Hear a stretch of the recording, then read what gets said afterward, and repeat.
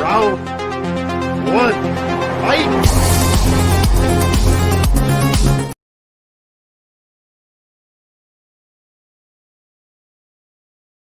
All right, this is my bad. Bear with me. It loaded best Star Wars characters.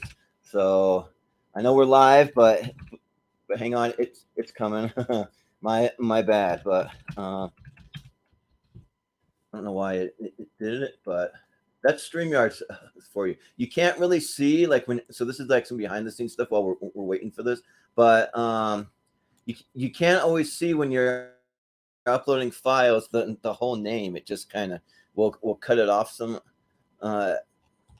sometimes, and you can only have so many intros and images on the screen because now I'm getting the too many intros. So technical difficulties, but thanks for hanging in there. If you're tuning in live, definitely put in the chat what your favorite Star Wars characters are and like play along with us. It's a lot of fun. And just let us know who you would vote for, because who you would vote for might be way different than what we vote for. So, and also reminding everyone that the matchups could be totally, well, they will be random, and you can get some crazy matchups in the first round. So what you guys aren't seeing is the little loading screen. I'm just waiting on a like 15-20 second loading of the intro, and then we'll hit it. Hey, hi guys, what's up? Welcome to Tournament Fights. We'll do a little intro here while I wait for that to load. So best Star Trek characters, that's what we're doing tonight. I'm your host. I'm going by Captain Jordan Anderson tonight. I'm normally known as the movie hero, and this is Tournament Fights episode 152. And yeah, I'm excited to get super nerdy and talk about these. I'm a big a Star Trek fan, although I haven't seen everything, but I've seen most of it. I haven't seen Star Trek Enterprise, and I haven't watched any Strange New Worlds, but basically I've seen everything else, so I'm excited to talk about it. So now the intro's ready, so let's hit it. What are we running here? A cadet ship number 1? Are we ready or not? All decks are ready, sir. Engage. Thrusters ahead, Mr. Sulu.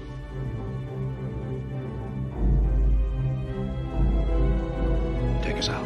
All right, Mr. Sulu. Let's see what she's got. Course laid in, sir. Engage. And Mr. LaForge? Sir. Step on it. Red alert.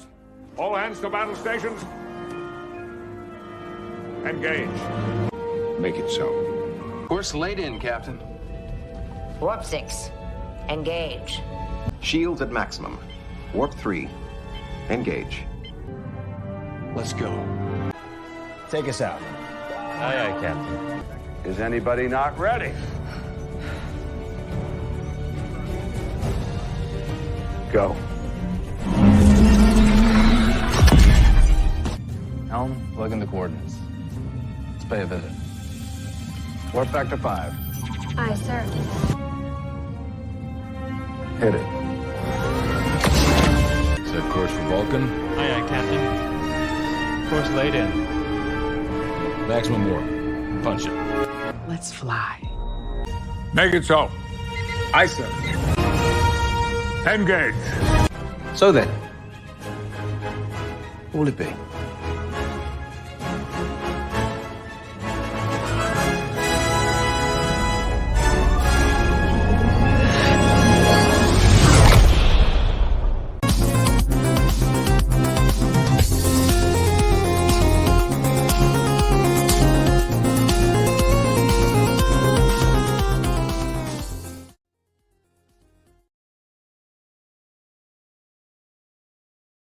So like 4 times longer than our normal intro, but I wanted to show the kind of like the evolution of Star Trek. You start with the original Admiral Pike, you work your way through Kirk and through Picard and through all the different iterations to kind of where we're at today. So those are all kind of your like captains and stuff. So, but let's jump into it. I've already got the intros of the way for myself, so we'll bring in my co-host. We got Austin Pez Howell. How's it going, Austin? Not gonna lie, I'm probably gonna vote for older stuff over newer stuff. Hey, that's fine. 9 times out of 10 in every one of these, I don't like the newer Star Trek.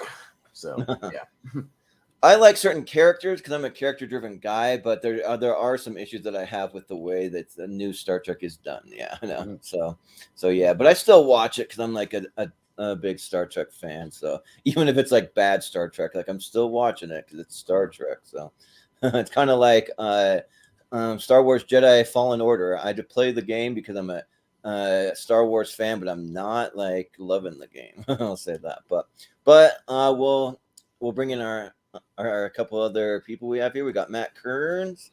What's up, Matt? Hi guys, happy to be here. Big Star Trek fan. Going back to when I was a kid, so that should be fun. Yeah, totally. Sounds good. And then we also have Mr. Jeremy Adams. What's up? Hello. I think you can probably tell with my normal background here, I'm excited to be here. So yeah, Nice. This is going to be fun. I'm going to try not to just vote for old stuff like Austin there, but that might be the way it goes. We'll see. I'm just being honest. Yeah. So. And we're supposed to have a couple other people here. We're gonna have Sandy Robinson. He's having some like weather issues, knocked out his internet. So stay safe, Sandy. They're having flooding and stuff where he's at. And then Stephen Shepard's probably just getting off of work, so he'll be joining us shortly. But Austin, do you want to break it down and let everyone know how it's gonna work tonight? So yeah, our friend Malcolm Lay was able to make our bracket for us this evening with some graphics and things, and they're all like Jordan talked about pre-show, random order, no seeds or anything. So we'll go up and down the line. Everybody will get a chance to vote on one or the other till we get to a finish. We kind of get most of our initial thoughts out of the way on the outer brackets before we move to the inner brackets. If everybody keeps their thoughts fairly brief, to 20 or 30 seconds, we can go quickly through this since we're starting, late tonight. Not be as long as the Star Wars show that went very long. Definitely not. Let's not do that. That's not good for anybody. We'll keep it brief, and then when we get to the inner brackets, we go speed round, kind of a 10 seconds or less thing, and just go with your gut and see what happens. So yeah, and just shout out to a couple of people that are tuning in. We got Malcolm in the chat. He says Star Trek, the franchise with laser swords, right? Not quite. And then he's also saying, "What's up to Jeremy?" Hello, Malcolm.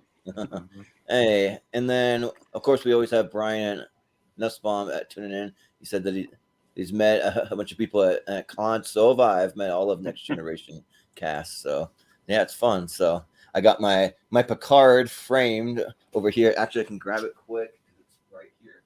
It's right here with me and my buddy meeting Patrick Stewart. Oh, right there.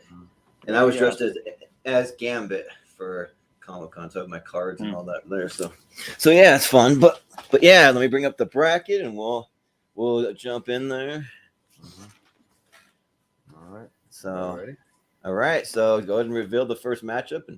All right. It's an Enterprise match. Oh, an Enterprise matchup. Oh, cool. Enterprise to start. Captain Archer. So and start with the bottom. Yeah, we always start at the bottom of the ladder as it's displayed. So Jeremy, you'll have the first vote. So who you want to go for?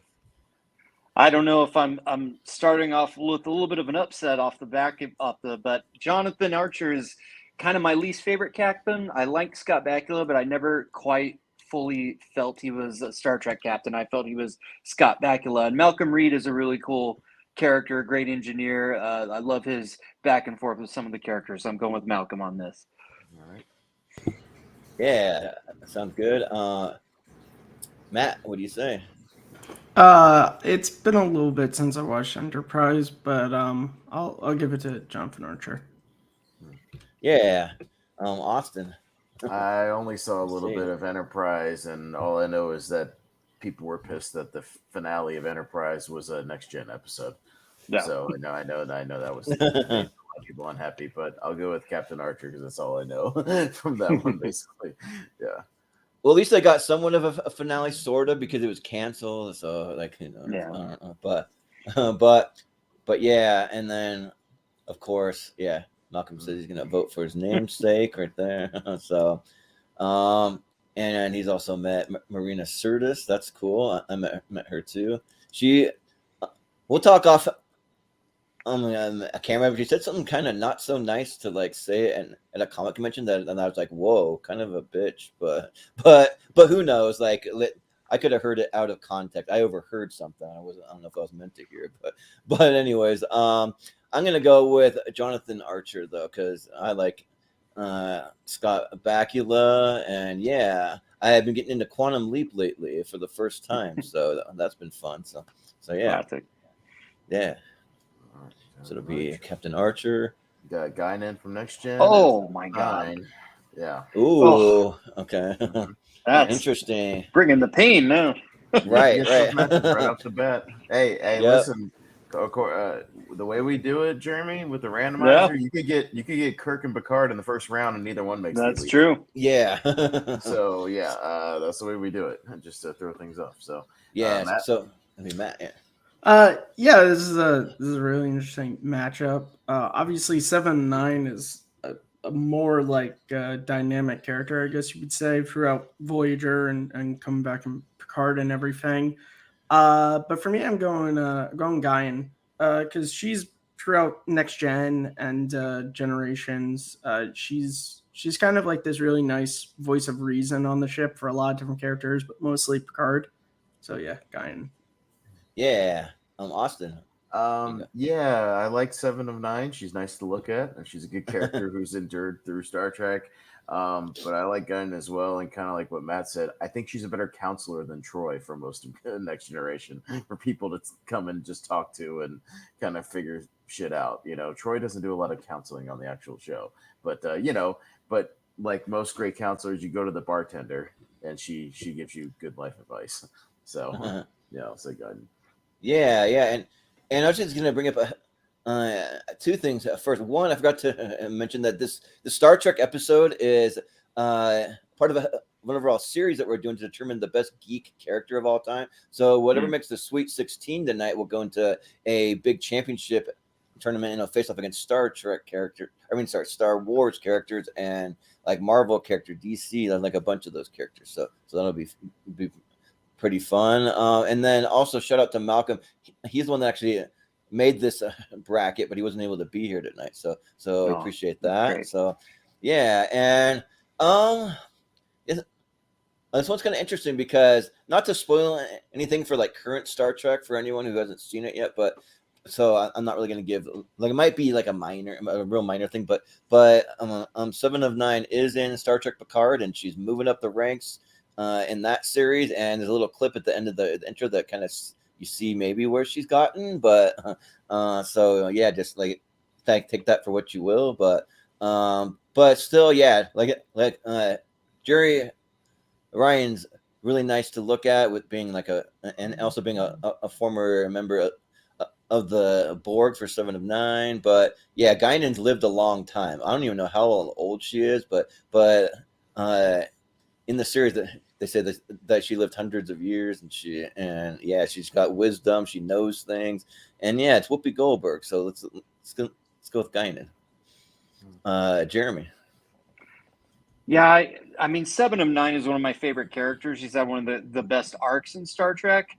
But if I just think about individual scenes that Whoopi got to have, both in Next Gen and in the movies, like with some of the greatest actors, is just some of the best Star Trek you'll see that she got to be involved with. So I'm just gonna give just a little bit of the edge to Guinan as well. Yeah. All right, so it'll be Guinan. Got John Harrison.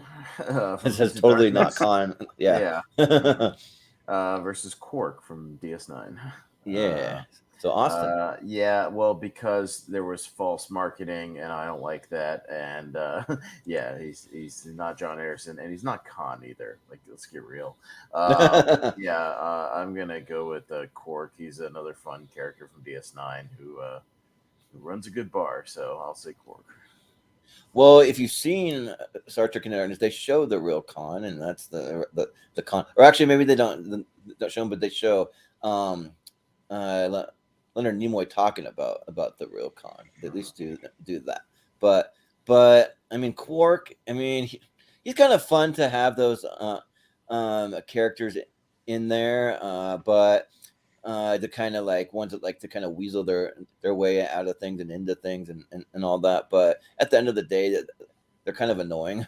So, and I'm not a huge fan of what they try to do with the not con thing, but I'll still vote for John Harrison. Sure. Jeremy? I'm definitely going for Quark. I think that his character brought such a new element into Star Trek at the time of Deep Space Nine. Just the seedy with the holosuites that he had, and just his and of course, getting into the mythology of the Ferengi and how they worship money. I just thought it brought a new kind of seedier, more fun, kind of like film noir-y tone that really fit in Deep Space Nine. I think Armin Shimmerman was brilliant over the years that he played the character. And yeah, I thought that Cumberbatch, was a fine villain, but he really wasn't Khan, and it was more of a generic take on the character. So definitely Quark for me.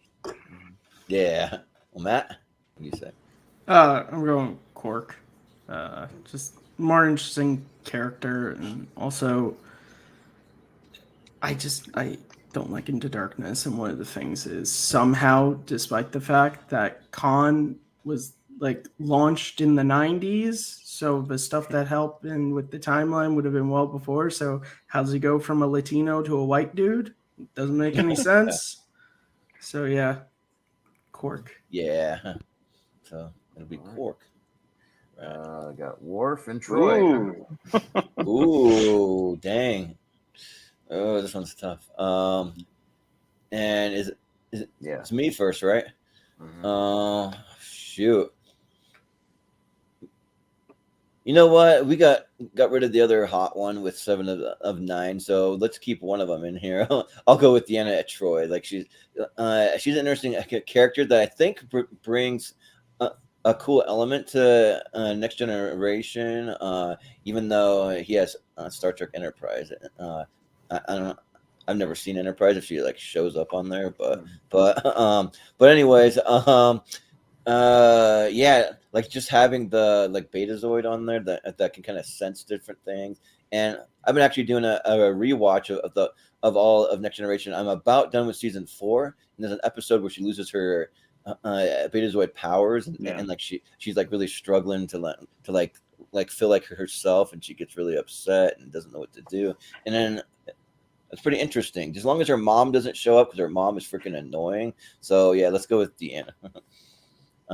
Jeremy? I mean, I love both of these characters. They've had such a great legacy throughout Star Trek, but I just feel that Deanna was never as well served by the writers. Like, they just never quite found a way to use her as well as some of the other characters, and what to do with their powers and stuff like that. And it was just, a time that women characters weren't always served that well, like in the 90s and in the 80s when the show was on. So whereas Worf got to not only, really develop a Next Generation, but also to continue in Deep Space Nine, and even grow more as a character there. And I thought that, I love what they did with him when they brought him back for Picard. He was so funny and so awesome. So I'm going to have to go Worf, even though we did have Alexander inflicted on us, but I'll forgive that because there's just a lot of great Worf nonetheless. Yeah, and Michael Dorn's really intimidating to me in person because his hand's like bigger than my head. It's like huge guy. Like, yeah, yeah. But he was super nice though. So, but Matt, what do you say? Yeah, Deanna is an interesting character, and she's come back in a Picard recently. But I'm going Worf. I think he just had a little bit more development, and also being the first sort of like good guy Klingon character we ever had in Star Trek was interesting. Yeah, sounds good. Austin. And the episodes that focus on Troy or her mom are some of my most annoying ones that I don't like at all. And yeah, she may be nice to look at, but Worf is the shit. He's a warrior. He's the man. And yeah, he absolutely should go forward in this thing pretty far. So yeah, and Malcolm says that she did make some guest appearances in Enterprise. She just forgot to change the the logo, that's totally fine. I've done that several times when I'm creating graphics, so No don't problem. worry. So got Eric Ben as Captain Nero and Paul Stamets from Discovery. Yeah. So Jeremy. we're back to Jeremy. You know, I have to confess I haven't watched a lot of Discovery, just a couple episodes, but I really love Anthony Rapp, and I think that they've done some interesting things with his character from what I know. And Nero he's a fine villain, but he's not one of my favorites. I think Eric Bana does a fine job, but he's slightly one note, even though what his character does is important for those films. But I just, out of my love for Anthony Rapp, as a big fan of the musical Rent, I'll go with Paul on this one. Yeah. Matt, what do you say? So this is probably something I'm gonna unfortunately say throughout most of this is I haven't really watched any of the new stuff, so I have to go with Nero just simply because I actually saw the project he was in. Yeah, sure. That's fair. Austin. I'm the same as Matt. Haven't watched Discovery, haven't watched Strange New Worlds, none of that shit. So I don't even know who Paul Stamets is. So I have to go with Nero. But I do like the J.J. Abrams Star Trek movies. So it's Nero. Yeah. So Nero, was he in Nemesis? Is that what?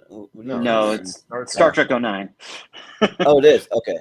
Yeah. So yeah, see, that even shows me that I know less about that character because I've seen all of Star Trek Discovery, and I actually like it. And like if you just go into it as like just think of it as like a pure sci-fi series, but not Star Trek. Don't even think of it as Star Trek. They're just people going on an adventure, and like it kind of like works more. You can kind of trick yourself into just saying this isn't Star Trek. This is just some cool sci-fi thing. But and with this character, they explore some LGBTQ stuff with like him and I think it's Wilson Cruz and so they have a relationship, but like unlike a lot of other properties, like it feels forced, but like this one, like it doesn't really feel forced to me. It just feels like they just have a relationship, sort of like they're dating in the show, and like it actually works. Like it's not too in your face, and I appreciate that they just have it, and it just feels like as normal as any other relationship to me. So yeah, I'll vote for Paul Stamets. Yeah. All right, so we have a tie. The way we do ties is we rotate the tie-breaking vote, starting with the person on the bottom. So Jeremy, you can vote for either one. You can flip-flop. You can do whatever you want. So I'm gonna have to stick with Paul. Okay. Yeah, let's go. I actually like him as an actor too. So he's great. So we got Uhura, the original Uhura, and Wesley Crusher. Interesting. Okay. All Matt. right, man. Yeah, interesting matchup.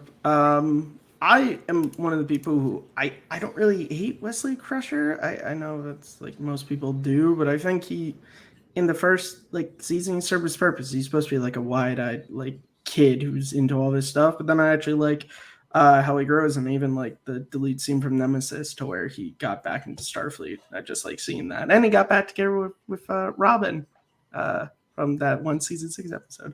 But Uhura is, she's one of the classic characters, and she's great, throughout everything from the show to her role in the movies, particularly in Voyage Home. I love that her little story with Chekhov. Yeah, that she has in the film. Yeah, cool. So which one? Austin? I didn't. I picked Uhura. Okay. Yeah. It wasn't clear. Okay, sorry. I thought I said I have to go with Uhura. No, okay. It's Uhura's not my favorite character from the original series. I don't hate Wesley either. I like later Wesley when he gets a little more mature and is just helping out in engineering. And when stuff. He gets into Starfleet. Yeah, he's not bad. And some of the alternate Wesleys we see in like parallels are pretty decent. I'll actually go with Wes.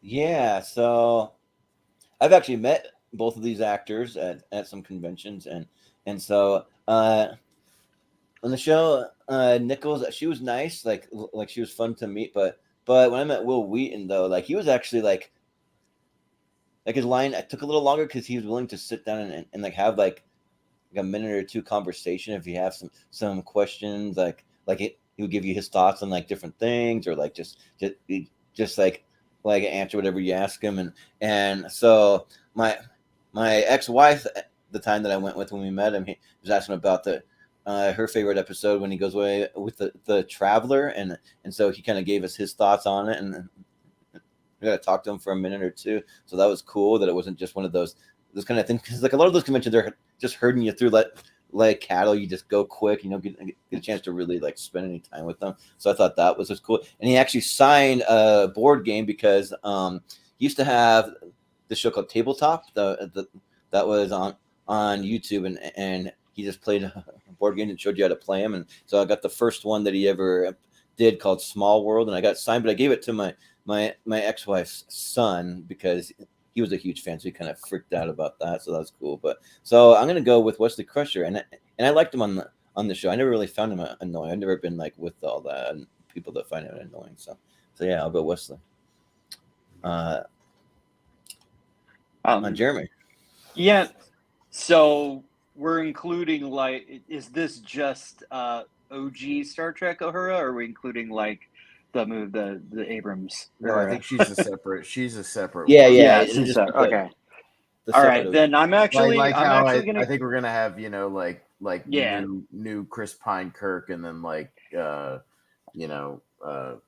what's his name? Yeah, gotcha. Yeah. So I think Nichelle Nichols was an awesome and wonderful presence as her over the many years that she played that character, but I think with Troy the writers didn't really serve her, her and like Scotty, some of the other characters just kind of took a back seat to the main three characters in that show.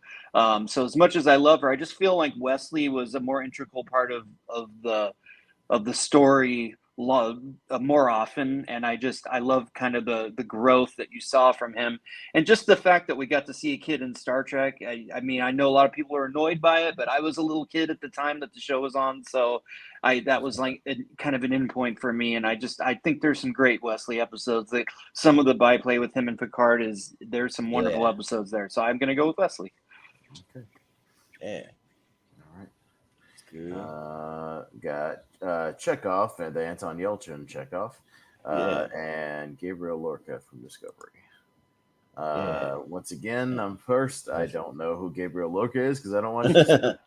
But I really like Anton Yelchin's Chekhov. Rest in peace. Great actor, and he's a lot of fun. I can do this. All that stuff. Yeah, a lot of fun. So I'll go with Anton Yelchin here.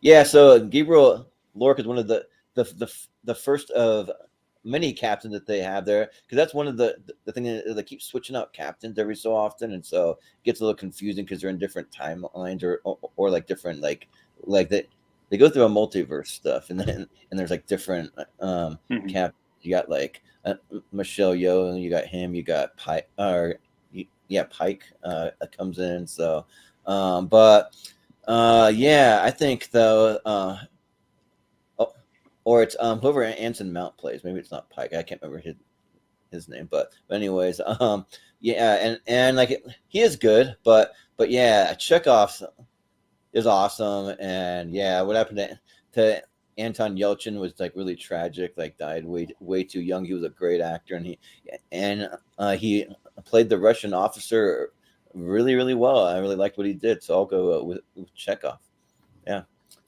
Jeremy. Yeah, I have to admit I haven't actually seen any Gabriel episodes. I do love Jason Isaacs; he's a great actor, but because of that, but also just because I love what he did. Anton Yelchin as Chekhov absolutely gets my vote. I think he was so great in the role, using kind of his background, being of Russian descent, to play that character in a really convincing way. And he was so funny. They gave him a lot of funny stuff to do in those. In that whole cast, particularly with him and Simon Pegg and some of the others, had a great rapport. So I love him, and I really think we got robbed of getting to see him more, both in Star Trek and just wherever his career would have gone. Yeah, for sure. Matt, what do you say? Once again, it's just the newer stuff. I haven't really seen it, so I have to go check off. And I do like Anton Yelchin in those movies. Even though in Into Darkness he's kind of underused. But he's great in Beyond. Yeah. So it'll be check off, and I feel like when we get into the inner rounds, it'll be all the stuff we've mostly seen. So it'll be some tighter matches, but yeah.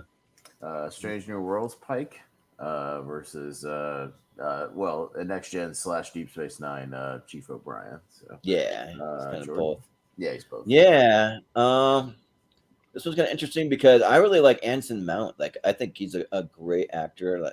Like I used to watch him when he's on that show Hell on Wheels on AMC, and he came over to this, and like I think out of all the captains that they've had, because he starts off on Star Trek Discovery and then kind of transitions to Strange New Worlds, and I think he's great. I mean, I really like I think it's Colm Meaney as Miles, and also on Hell on Wheels.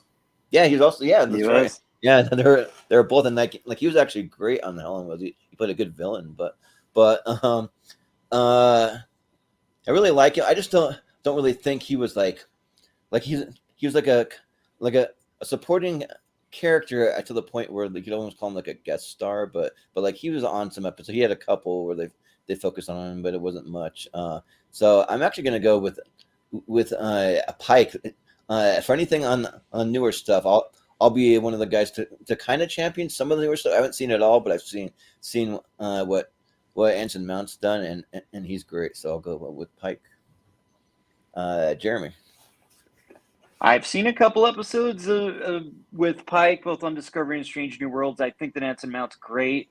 I think he's like kind of able to take what Jeffrey Hunter and Bruce Greenwood did, but kind of forge his own way with the character. And yeah, he has like some PTSD and some stuff going on. It's really good. But Miles O'Brien, particularly in Deep Space Nine, is just one of the great like character storyline arcs for Star Trek for me. All the stuff that he goes through.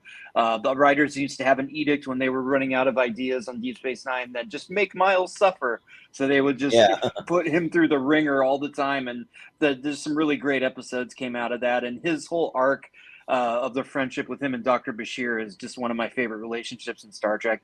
And Colm Meaney he's a great actor. You know, he came from, some really great dramatic films that he did along the time he was in Star Trek. He's just a wonderful performer. And I'll even kind of forgive the relationship with Keiko, which wasn't always that great, but there were a few good episodes there. So absolutely, I'm going to pick Miles O'Brien. Well, yeah, I just saw the episode where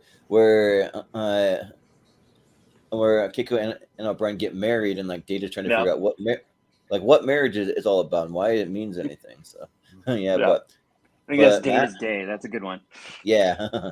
Once again, I haven't seen Strange New Worlds, but I really like O'Brien. I think he's great. Colm Meaney. I think he had a hard job because you're following up Scotty as like chief engineer. But he did a good job of separating himself from Scotty.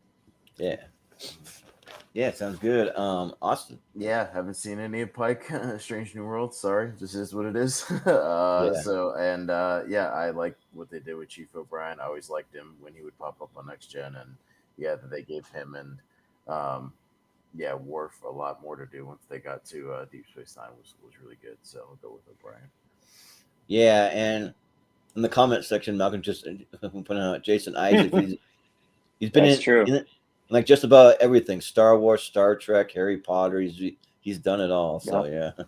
So we got Kira from DS9 and the other Pike from Into Darkness, Bruce Greenwood. All right, nice. So, we're probably gonna have like 3 iterations of Pike on here, but But let's see. So, to be honest, I've seen most of Deep Space Nine, but there are quite a few episodes that I haven't seen. So once I finish my rewatch of Next Generation, I'm gonna go into Deep Space Nine and I'll watch that. But I've seen like at least like 70% of the episodes, and like she's a really great character, but and like as much as I like this iteration of Pike from Bruce Greenwood, like he's not in it a lot, but and I feel like Kira's in like all of Deep Space Nine. She's like a like pivotal character. So I'll go with Deep Space Nine. Jeremy. I'm just going to be honest with you guys. As these matchups go, it's going to be hard for me to pick against Deep Space Nine because that's a show that's so close to my heart. And Kira is just an incredible character. It's kind of funny how originally they wanted Michelle Forbes to come over from Next Generation to play her character, but she decided she didn't want to be full time on a series, so they had to create this character of Kira, a new Bajoran character. But it's weird to think about because she's just such an ingrained part of that show and so important to it. And the arc that she goes on throughout the series, her relationship with Odo, there's so much great there. But even if you just take one episode from season 1 called Duet, that episode alone is just one of the all-time greats.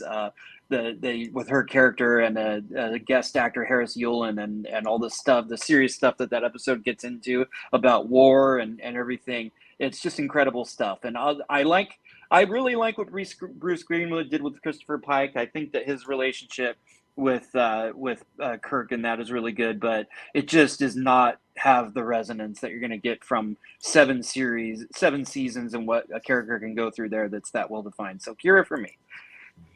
Yeah, and looking at Michelle Forbes, her character looks quite a bit like Kira, so that would have they're Bajoran. She was the Bajoran character from Next Gen, so they wanted to have her in it. Yeah, but Matt, what do you say? I'm going with Pike. I really like what Bruce Greenwood did, and he had kind of a hard job because Jeffrey Hunter really only played him in one episode, and so it wasn't like it wasn't like Zachary Quinto or Chris Pine to where they had like all these years of character to kind of study off of. I really kind of had to make his own thing, and I like him. I didn't like how they killed him off in Into Darkness. Yet another reason why I don't like that movie. Yeah. Well, Austin? Yeah, I like Bruce Greenwood's performance in both those movies, but yeah, Deep Space Nine is my second favorite right behind Next Gen. I really like that cast and those characters, and Kira's a really important part of that show, so I'm gonna go with Kira. Yeah, Kira it is. Kira. Got Odo from DS9, and he included Malcolm McDowell's Soren from Generation. Soren, yeah, we got some of the villains from the movies and stuff. So on here, so yeah, and I think we're back to Jeremy. Matt. Oh, Matt. Okay, Matt. I'm going Odo. Not that Malcolm McDowell was a bad villain. He's one of the more confusing parts of that movie, but that's not the discussion right now. Odo is, he's an integral part of Deep Space Nine, and he was an interesting sort of new kind of character that they introduced in that show that you didn't have in the original series or Next Gen. Yeah. I'm Austin. Yeah, Malcolm McDowell is having fun in that movie. He's definitely hamming it up, and I dig the performance as far as he looks like he's having a good time. But yeah, Odo is a critical part of DS9 and a great character. And Renee Auberjonois, I've met him at conventions and stuff too, and he's awesome. So yeah, I'll go with Odo. Yeah. I think that Malcolm McDowell, he's a great actor. Like he really like gives a great acting performance. He's delivering the lines like super well. Some really cool stuff. And if I remember right, Odo, he's a shape-shifting character, isn't he? Kind of like can do that a little bit. And yeah, and he's like I think it was the security guy. So and yeah, I'm probably like way more pivotal as far as like Star Trek goes. For Odo, so yeah, I'll vote for Odo. Jeremy, what do you say? Yeah, like I said, I love Deep Space Nine, and of the regular cast, Odo's my favorite. So there's no way he wasn't going to be my vote. Nice. Yeah, he's a changeling, and you get so much wonderful mythology with when you find out more about his race, and it ties into the big, huge event that would last multiple seasons, the Dominion War, and he and his people are such an integral part of that. I think Rene Auberjonois was just a great, great actor, and he just was able to do so much in that character. And you get the bonus of when eventually Worf came on, and the two of them are butting heads as security guys, and that was so awesome to see too. I'll echo. I thought Malcolm McDowell gave a fun performance in that movie, but the story was so convoluted, it was kind of hard for him to fully sing as a villain. So definitely over. And also in the original ending, he shot Kirk in the back like a coward. Come on. Well, that's a very villainous. I don't have a Yeah, right. All right. So we got Tuvok from Voyager and Chekhov from the original series. So yeah. Me. Yeah, this is a little tougher.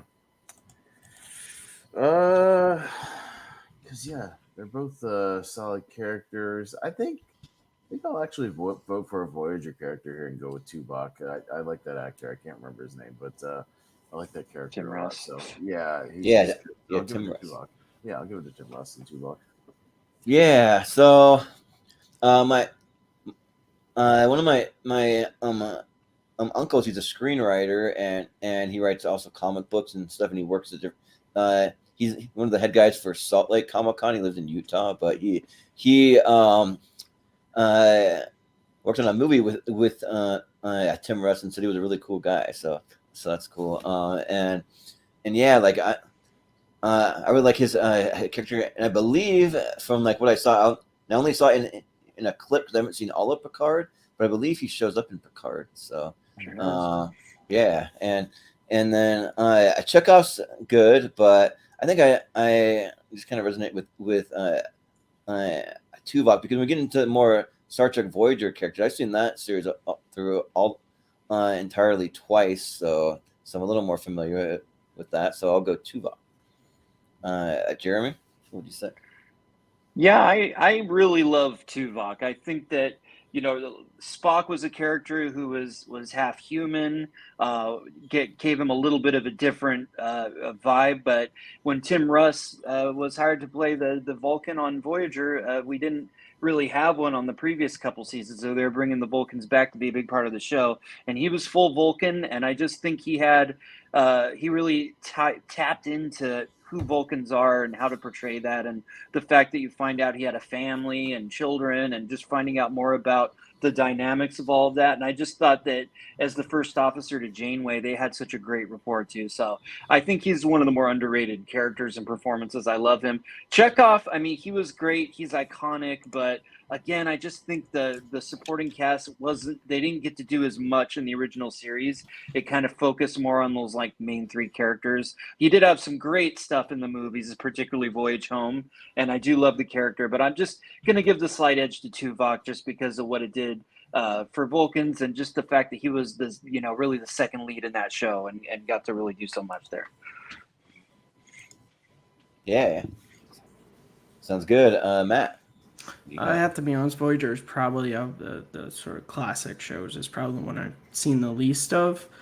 So I don't really remember Tuvok a lot. But I really like Chekhov, and I do agree about, the secondary cast, but that was kind of unfortunately how, TV shows in the 60s were, they only really wrote the main ones, but then you bring in the movies, and, one of the best stories is, Walter, I'm not even going to try and pronounce his last name, how he read the script and he was like, I was an in-space seed, but he told no one because he's like, if I tell someone, they're just going to put somebody else in this role.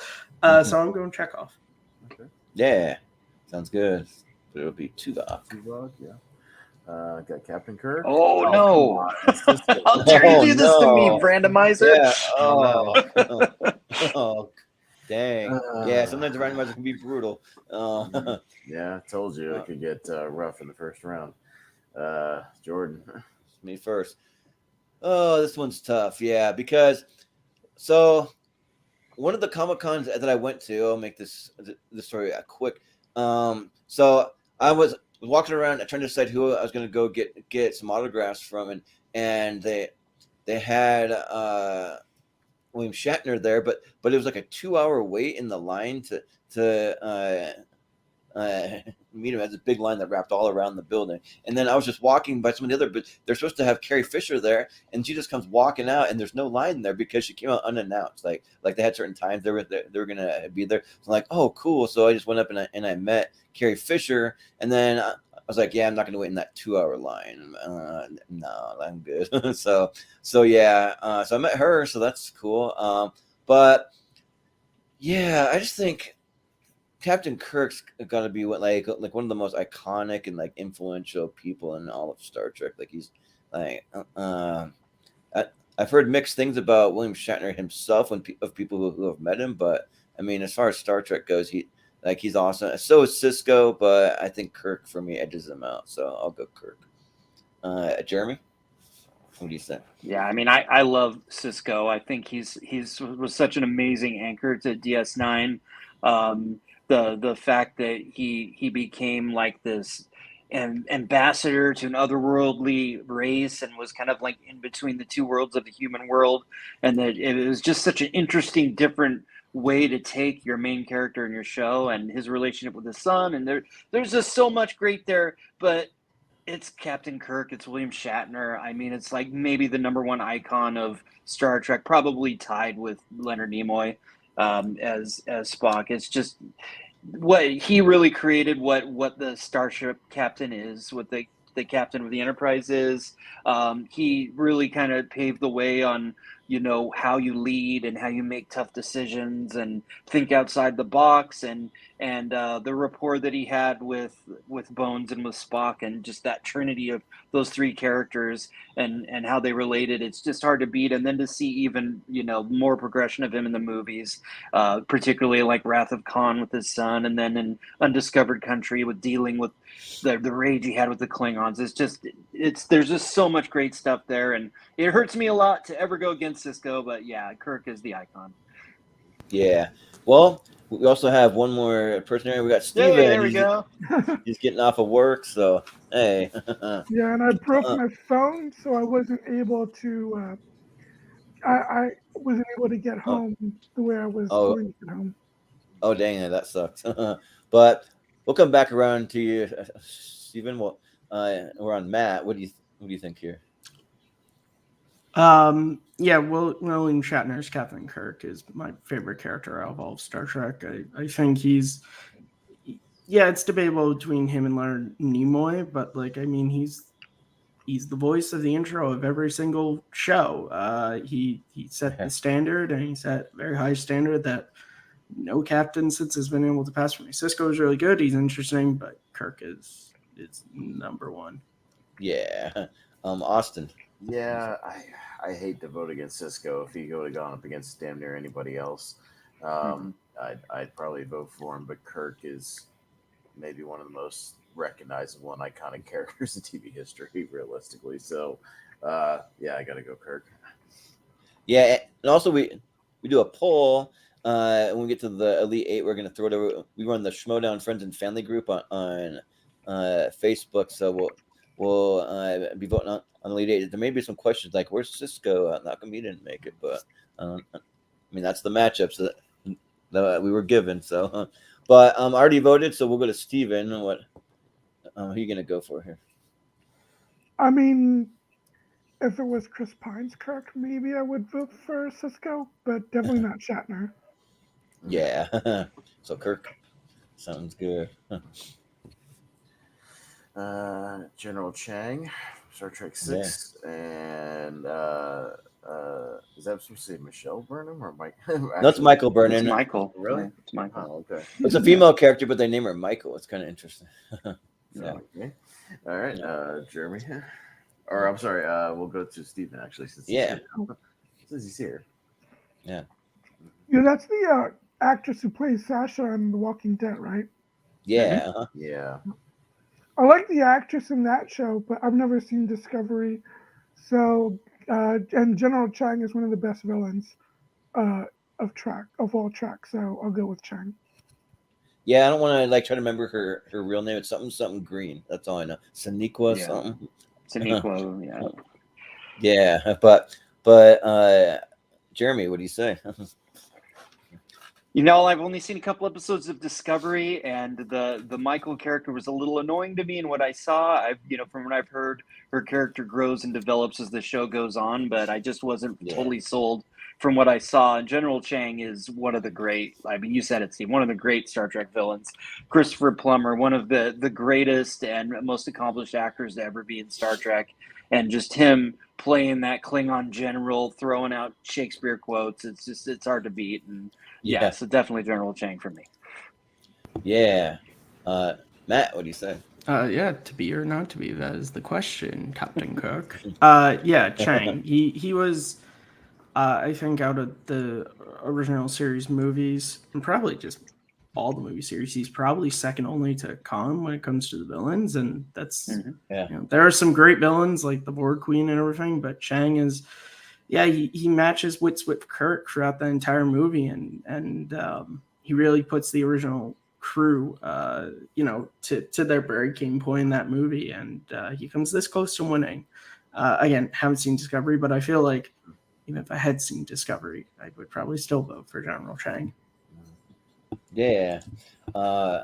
Austin. Yeah, I rewatched Star Trek 6 not that long ago, and it was a good time. And Chang's a solid villain, and still haven't seen Discovery since we started this podcast. So General Chang. Mm-hmm. Yeah, well, with General Chang, he's got all that like Shakespeare stuff, but then he comes up with some goofy one where he's like, tickle us, do we not laugh? Prick us, do we not bleed? Wrong us, shall we not revenge? He's a great.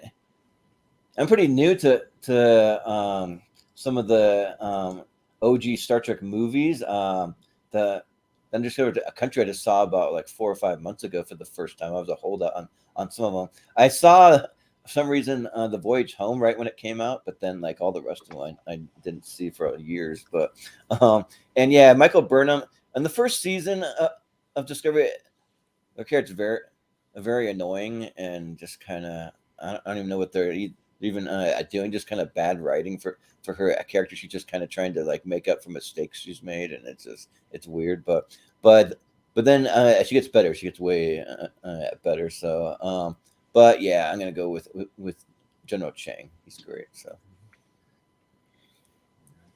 the Borg Queen. Speaking of, and interesting. Tom Paris.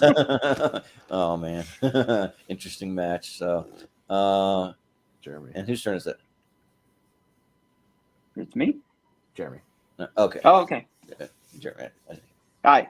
Yeah, I like Tom Paris in Voyager. It's kind of interesting that actor had been in an episode of Next Gen, and they wanted to actually have him play the same character, but they didn't want to pay the writer that created that character. It's a whole thing, so they created a very similar character of Tom Paris, who was kind of like the bad boy of Voyager, who didn't want to go along with the plan, but they got him on the ship, and eventually he became an integral part of the crew, who went rogue now and then, he was a funny character. I really like the actor, but I think it's, I don't know, there's a lot of silliness and cheesiness that goes along with him and with that certain aspects of that show. But the Borg Queen is Alice Krieg, I think, just was a great actress who came in and really created this character that is probably the defining villain of, I think it's definitely the defining villain of the Next Gen movies, and one of the great, Next Gen villains that we have. You can debate about whether or not, it makes sense for the Borg to have a queen and all that kind of stuff. But if you just look at the character and the way that she interacted with Data and stuff, it's really incredible stuff. So, and they've done some interesting things with that character, throughout Star Trek going forward. So I would definitely give it to her. Yeah. Matt, what do you say? I don't really remember Tom Paris at all. But the Borg Queen, you can debate. Yeah, it's if it makes sense, but I mean, I've always sort of thought of them as kind of bees or ants, and those have queens, so it makes sense. And also, look, she made Data doubt himself for like 100th of a second, and for an android, that is a lifetime, Captain. She's fantastic, and I love the moments between her and Picard. I think are also great in that movie. Yeah, so the Borg Queen. Sounds good. Austin. Yeah, the Borg Queen teaches Data all about pleasure, so I'll give it to the Borg Queen. Jordan, Yeah, I'm also yeah. looking at the comments. That's not true. General Chang does not sing Sound of Music. Oh, If you were replying to okay. me, it was just being humorous. I was gonna say that'd be awesome. I don't remember that happening, but if Yeah, it did, no. that'd be freaking awesome. It's just being funny. Yeah, okay. The actor but, did. Yeah, but because I don't understand Klingon, they could be doing anything, but or saying anything, yeah. So I'm probably one of the bigger Star Trek Voyager fans here, and I really like his character on it, Tom Paris. Even there's a little nod because I've even watched that animated series Star Trek Lower Decks, and they do like a little tribute to him where like one of the guys is like yeah, one of my idols is coming to speak today, Lieutenant Tom Paris, and he's like freaking out about going to meet him, and he's talking about all his accomplishments and everything. But yeah, the Borg Queen is just like like might be one of the like most frightening villains in like all of Star Trek. Like it's just like a really cool the way that she was portrayed. So yeah, I'll go with the Borg Queen. Steven, what do you say? This is actually low-key tough for me. Yeah.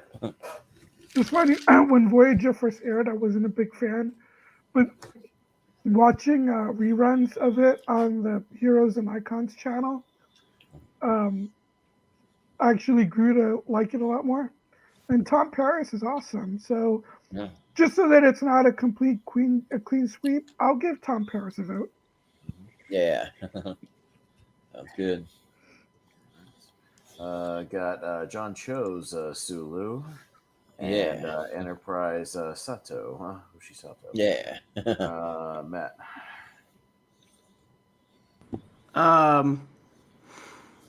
This is tough. I'll probably give it to Sulu, because one of my favorite things about that first movie is they took like a random thing from a one-off episode in TOS, which is Sulu with a sword, and they're like, this is just a major part of this character now. Yeah, and I don't know if Sulu ever did find White Castle on their journeys, but I'm sure he had it in the Star Log. Yeah, Sulu. Sorry, I'm sure they could replicate White Castle somehow. They probably could. That would have made Harold and Kumar's adventure like far shorter. Yeah, right. But Austin? Yeah, I didn't see much of Enterprise again, so I'm struggling to remember Sato, but I really like John Cho as Sulu. I think he's again having a lot of fun. I like that cast in general, so yeah, I'll go with him. Yeah, I've never seen Enterprise. It's like my one blind spot. Never seen it in an episode, but so it's hard to vote for those characters. But yeah, I really like John Cho, and like politics aside, I mean, I kind of like that. Like in a way that they made his character gay in the movie, but then you have George Takei kind of coming out and like protesting it, but he's a gay man himself, so I mean I don't really know like all the that went into that, but it's fine. It doesn't really like affect the movies or the character like in any like significant way. So and yeah, John Cho's awesome, so I'll go with Sulu. Steven.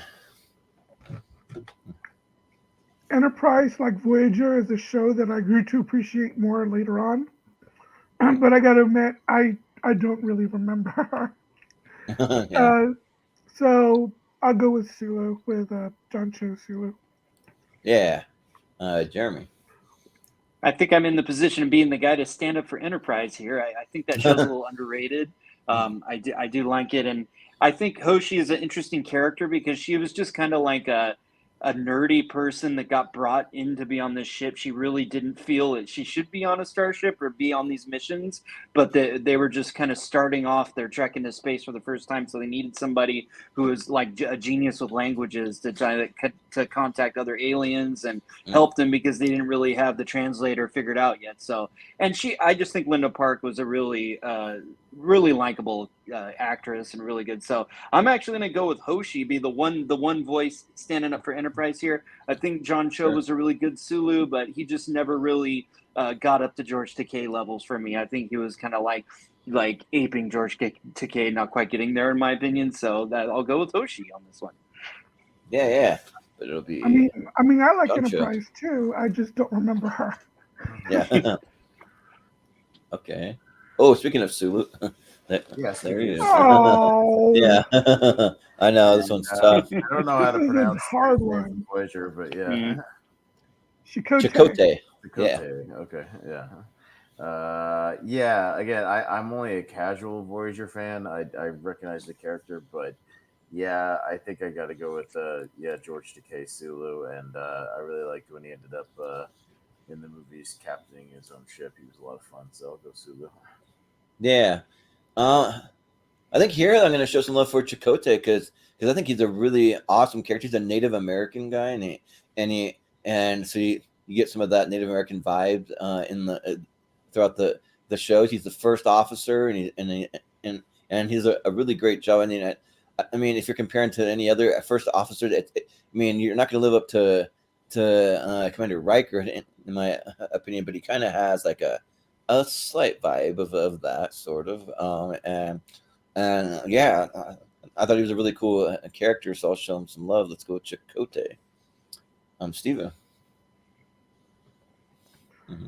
One of the things I like about Chakotay was a lot of his scenes with Janeway and how he was never afraid of if there was a disagreement between the two of them, he would always, say it. Yep. So, I think I'm gonna go. It's tough. I'm gonna go with Chakotay. I like him a lot. Yeah. Jeremy. I like Chakotay. I think he was a good character on that show. I particularly like one storyline he had with a character named Seska. That was some of my favorite stuff they did on the show. But yeah, I don't think that he's like one of the best number twos in Star Trek. I think he's kind of like more in the middle, and Sulu to me is just iconic. I think George Takei, even with not being given a lot to do in the original series, he's still just always, doing his commands, as the pilot there, just always stood out. And once you get to the movies and he got to do more there and become a captain. I love it when he became a captain of the Excelsior. That was so awesome. I just think he's great. I think he is just a defining character for me. So I'm going to go with Sulu. Yeah. Well, Matt? Oh my. Yeah. Sorry. Yeah. I do remember Chakotay a little bit more than other Voyager characters, but I don't remember liking him a lot. Sulu's great. George Takei is my preferred Sulu. I know we just talked about John Cho, and I even like how George Takei reprised the role in the old fan series, New Voyages. He came back and did an episode of that, so that shows how much he cares about the character. So yeah, I'm going Sulu. Yeah, it'll be Sulu. All right. Could we be getting a Sulu versus Sulu match? We are going to get a Sulu. Yeah, yep. There you go. Yeah. But not right now. We got to go to the Sulu first. Yeah. So another half. We get to the other side. Oh my. My favorite thing is though he talks about that's not from like Star Trek or anything. That's from Howard Stern, and he's parodies me on Star Trek with it. That's awesome. All right. So we got. Oh my God! Doctor matchup. Doctor battle. There we go. Nice. Doctor battle. Robert Picardo and Gates McFadden. Jordan. Oh man, this one's tough. But the thing that like it helped me decide is I'm rewatching Star Trek: Next Generation, and they had that third season where Dr. Crusher wasn't there, and they had. Pulaski, and that was an annoying character to me. I didn't like her at all, and I was just really happy to see her back. I just watched a Crusher episode today that was where she's fallen in love with like some kind of virus or not virus, like a parasite character that takes over different bodies and stuff, which is cool. And people say that like she doesn't get that much to do, but I feel like she's had like her fair share of like episodes like centered around her. Like I've seen several already, but and the Doctor, like I feel like he'd be a better character if he wasn't just a hologram and he could like go more places and like do more. Like I don't know. So I gotta go with Crusher. And I met her, and like she was one of the nicest people. She was telling my ex-wife all about her. She has her own makeup line, I guess, and she was like trying to tell my ex-wife about that. But Steven? Trying to push her MLM nonsense. Yeah, but like she was really nice about it because my ex-wife went up and like asked her like specifically. She's like, "You're so beautiful still after all these years. Like you're like, well, what do you use? Like how do you stay so like looking so beautiful like that?" So. But Steven? I gotta go with Dr. Crusher. Because I probably would go with almost pretty much every TNG character that's here. Yeah. that's my favorite of all the Trek shows. So yeah, I gotta go with Dr. Crusher. Yeah, sounds good. Jeremy, what do you say? Yeah, I really love Robert Picardo as the Doctor. I think he was so funny and had so much personality in that role. But I just think, unfortunately, it was a lot of his storylines kind of retreaded the same kind of stuff we'd seen with Data with him. Am I going to be more human? Can I be more of a person? It just felt like he was kind of locked into that a lot. Whereas I think Dr. Crusher, you said it, Jordan. When we got the Pulaski season, you really learned how important Beverly was and her relationship with Wesley and her relationship with Picard. And I just think she brought such a heart to that series. She had a couple really great episodes, like the one where everybody's disappearing off the Enterprise and she's the only one left. Really great episode. And then to jump forward to season 3 of Picard, when her and Picard have this like real conversation when they talk about everything that's happened in the past. It's like one of the greatest dramatic like things that I've seen in Star Trek, and those two actors still really had it. So I definitely got to go with Beverly. I still need to see season 3 of Picard. It's really good. Yeah. Season 3 is really good. Yeah, I'm gonna watch it as soon as I finish my Next Generation rewatch. I'll watch it. But Matt, what do you say? Yeah, Robert Picardo is really good as the Doctor because he's just one of those really good side actors who's good with exposition. But Beverly she's one of my favorite characters on Next Gen, probably next only to character I'm sure will come up later. So Beverly. Yeah, Austin. Yeah, Robert Picardo will get over it. He's a hologram, so yeah. Yeah, all right. Yeah. End program. Yeah. So Enterprise, Travis Mayweather. I'm sure Robert Picardo will never know we voted against him, so he'll never have anything to get over. Right. And, Kirstie Alley's Savick from Wrath of Khan. So yeah. Steven. Yeah, this is another Enterprise character I don't have any recollection of. So, and I liked Kirstie Alley a lot in Wrath of Khan, so yeah, I'll go with Kirstie Alley Savick. Yeah. Good thing it's her Savick, and I mean the other actress that played Savick in Search for Spock, she was like kind of but Kirstie Alley's great. Well, Jeremy, who you got? Yeah, I think Travis Mayweather is kind of one of the weaker links in Enterprise. He's the ensign, and he's just kind of like the young, naive character that doesn't get a lot to do. They try to do some stuff with like his family and stuff as the show goes on, but yeah, he was never a standout for me. And I think Kirstie Alley was such a great actress. This was earlier in her career, and she had so much charisma. She was just kind of like building her star, and yeah, she really was a great. A Vulcan character in Savick, and pretty important in one of the great Star Trek movies. So definitely Savick. Yeah. I mean, wasn't this actually her first role? Was it her first role? Period. I think it might have been. Wow. Also, I wasn't aware of that. And I don't think she was able. The reason why she's not in the Search for Spock is I thought because of Cheers. I think it might have been. Yeah.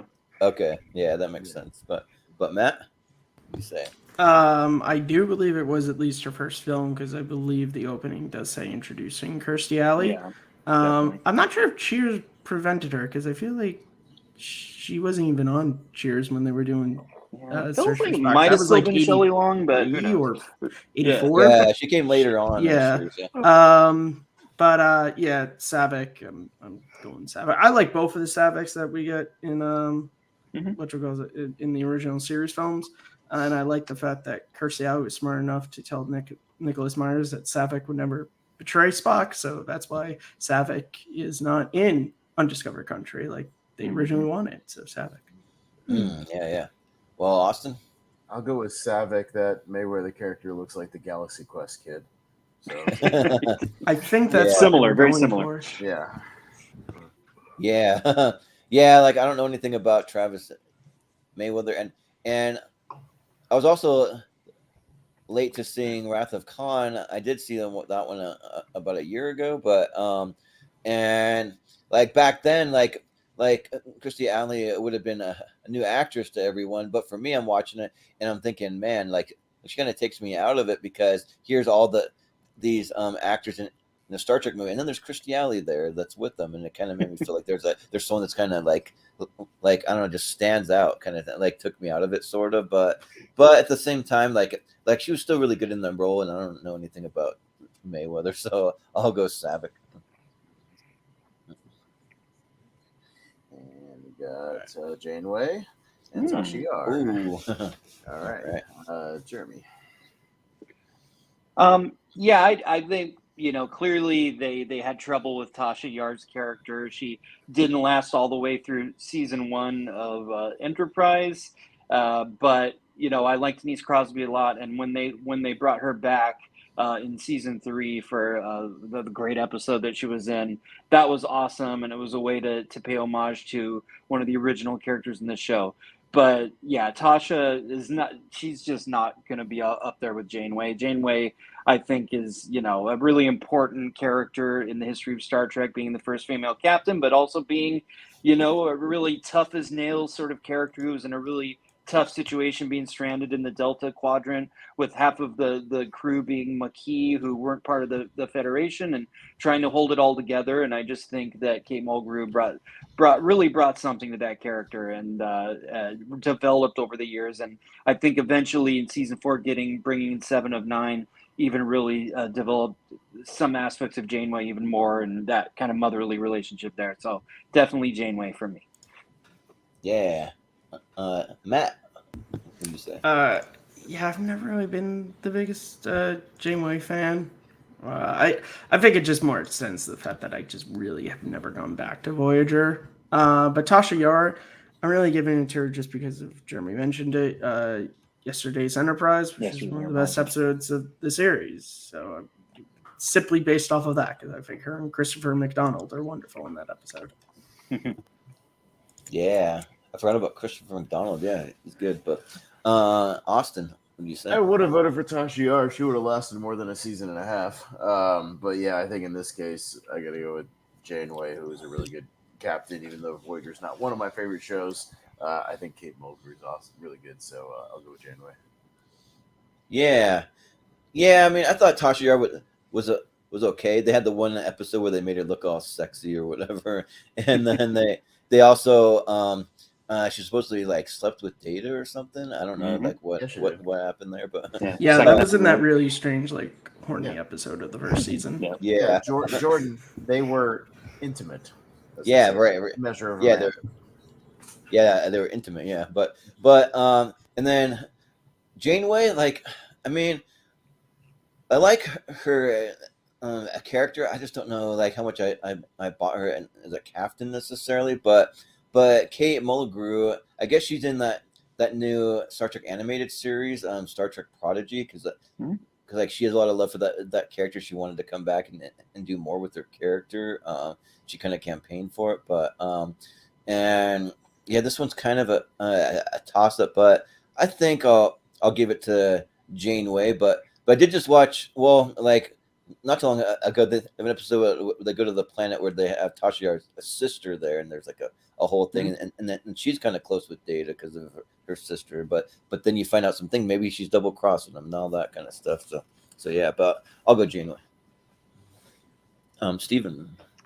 Now, I'm not saying this would change my vote or anything, but when you have Tasha Yar here, is it just Tasha Yar, or when they brought her back as her... Like some kind of Romulan or something? That's a different character. I feel like it's a different character when she comes back later on.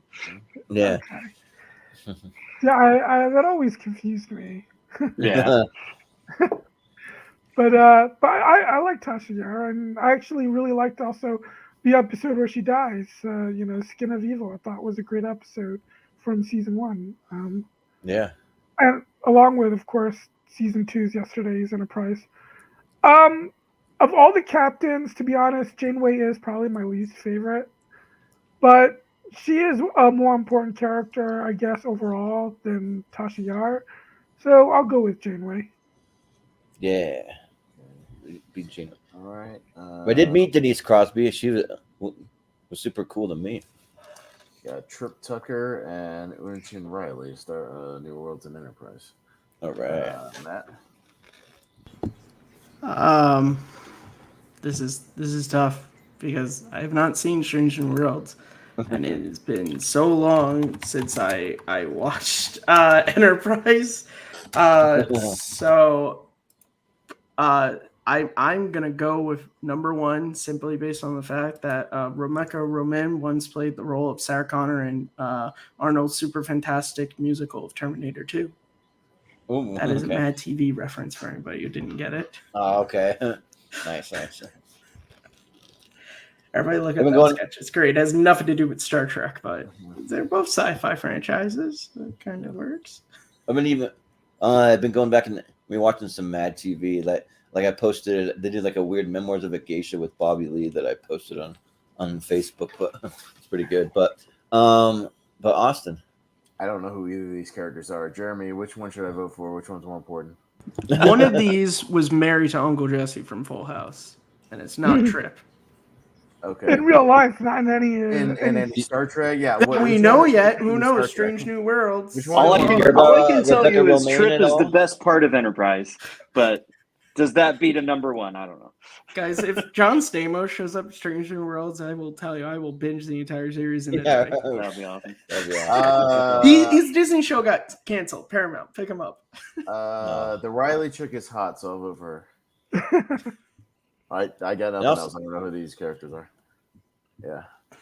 And also, John Stamos had a really fun episode of Hot Ones. He was just on that just recently. So, really? but it's just doing some wacky stuff. But yeah, I have never seen Enterprise, and actually I haven't seen Strange New Worlds either. But so yeah, it's hard to say. But these are like my 2 blind spot series. But I'll go with Trip Tucker because you say he's one of the better parts of Enterprise. We'll throw Enterprise some love. Steven, what do you say? Yeah, haven't seen Strange New Worlds. I do agree that Trip is I would say he is the best character on Enterprise. So I'll go with Trip. Yeah. Jeremy, what do you say? Yeah.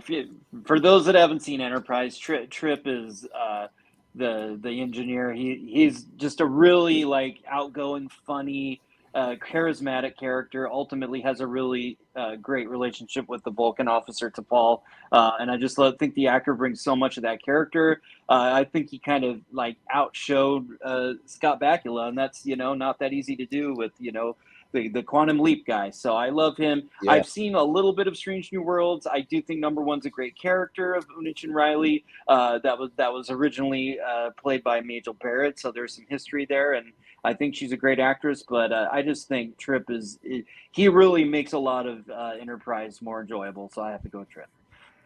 I take back what I said earlier. Janeway is not the weakest captain because I thought Archer was kind of bland, to be honest.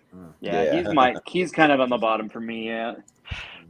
In his defense, it was Ziggy's fault that Scott Bakula was even in there. Yeah. Sure. All right, so All we right, got a new Star Trek matchup with Zoe Saldana and Chris Pine. Yeah. Me, I gotta be honest. I think Zoe Saldana's Uhura is kind of bland as a character. I don't think she does a lot for me in those movies. I think her relationship with Spock is kind of forced.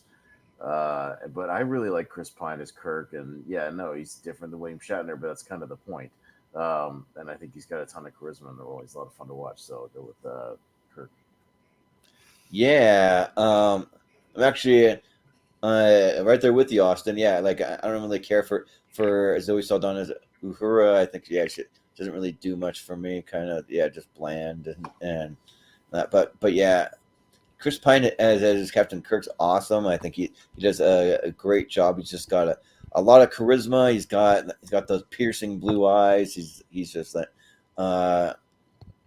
he just works really well as a Kirk, I think. And he does have like a few of like Shatner's mannerisms, but I mean, it's different enough though to make the character his own. So yeah, I'll go with Kirk here. Steven? I mean, I'm not saying that I would vote for Zoe Saldana over Nichelle Nichols, but I do think that she's given a little bit more to do than Nichelle Nichols was in the same role. It's probably true. So, but yeah, I'll go with Pine's Kirk. Yeah.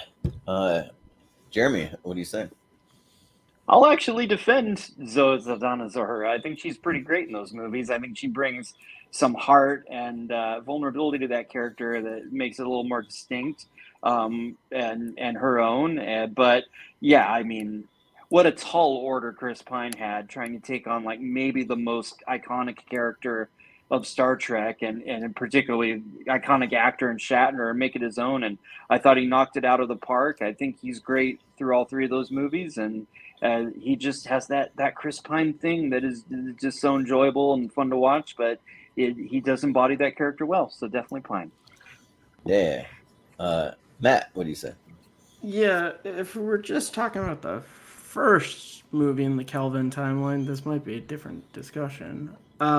I really like Zoe Saldana's Uhura. I think she added a lot to the character, who was always good, but just because of how 60s television was just not given a lot.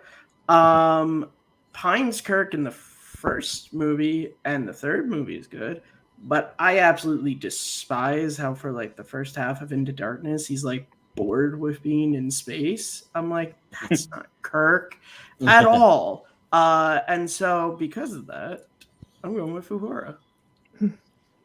Yeah. Doesn't matter, but yeah, still. Got Harry Kim from Voyager and Commander Kerr from Christopher Lloyd from Search for Spock. Yeah.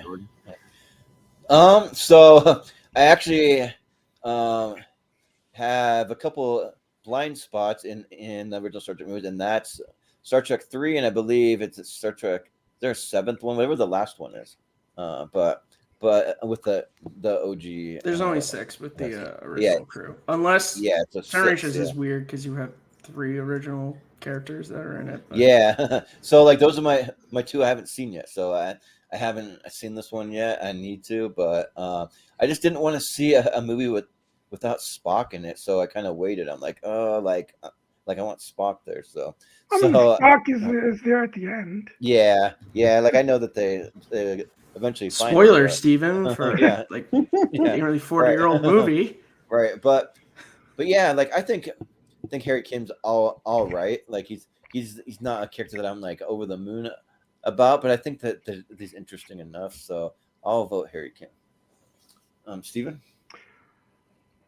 So I won't say why Courage is such an important character, just because that would, even though if you've already seen The Undiscovered Country, then you know what he does. But still, I won't say what makes him so important. But he's a good villain, and Harry Kim is a fun character. But I'm going to go with Courage. Yeah, Jeremy, you said. Poor Harry Kim, 7 seasons and they kept him an ensign. It's like one of the biggest like slaps in the face in all of Star Trek. But yeah, Yeah. I never really vibed with Harry Kim that much. I always thought he was a little more on the annoying side. There were some good episodes with him and Tom Paris, like broing out and stuff. But overall, I just don't think that character really went anywhere that great. I think Christopher Lloyd as a Klingon is better in concept than it is in the movie. I don't think that it was as great as it could have been, but he is still fun in the role and a pretty good villain. Not as great as it could have been, but still good enough that I'll give the edge to Krug on this. Yeah. Matt, what do you say?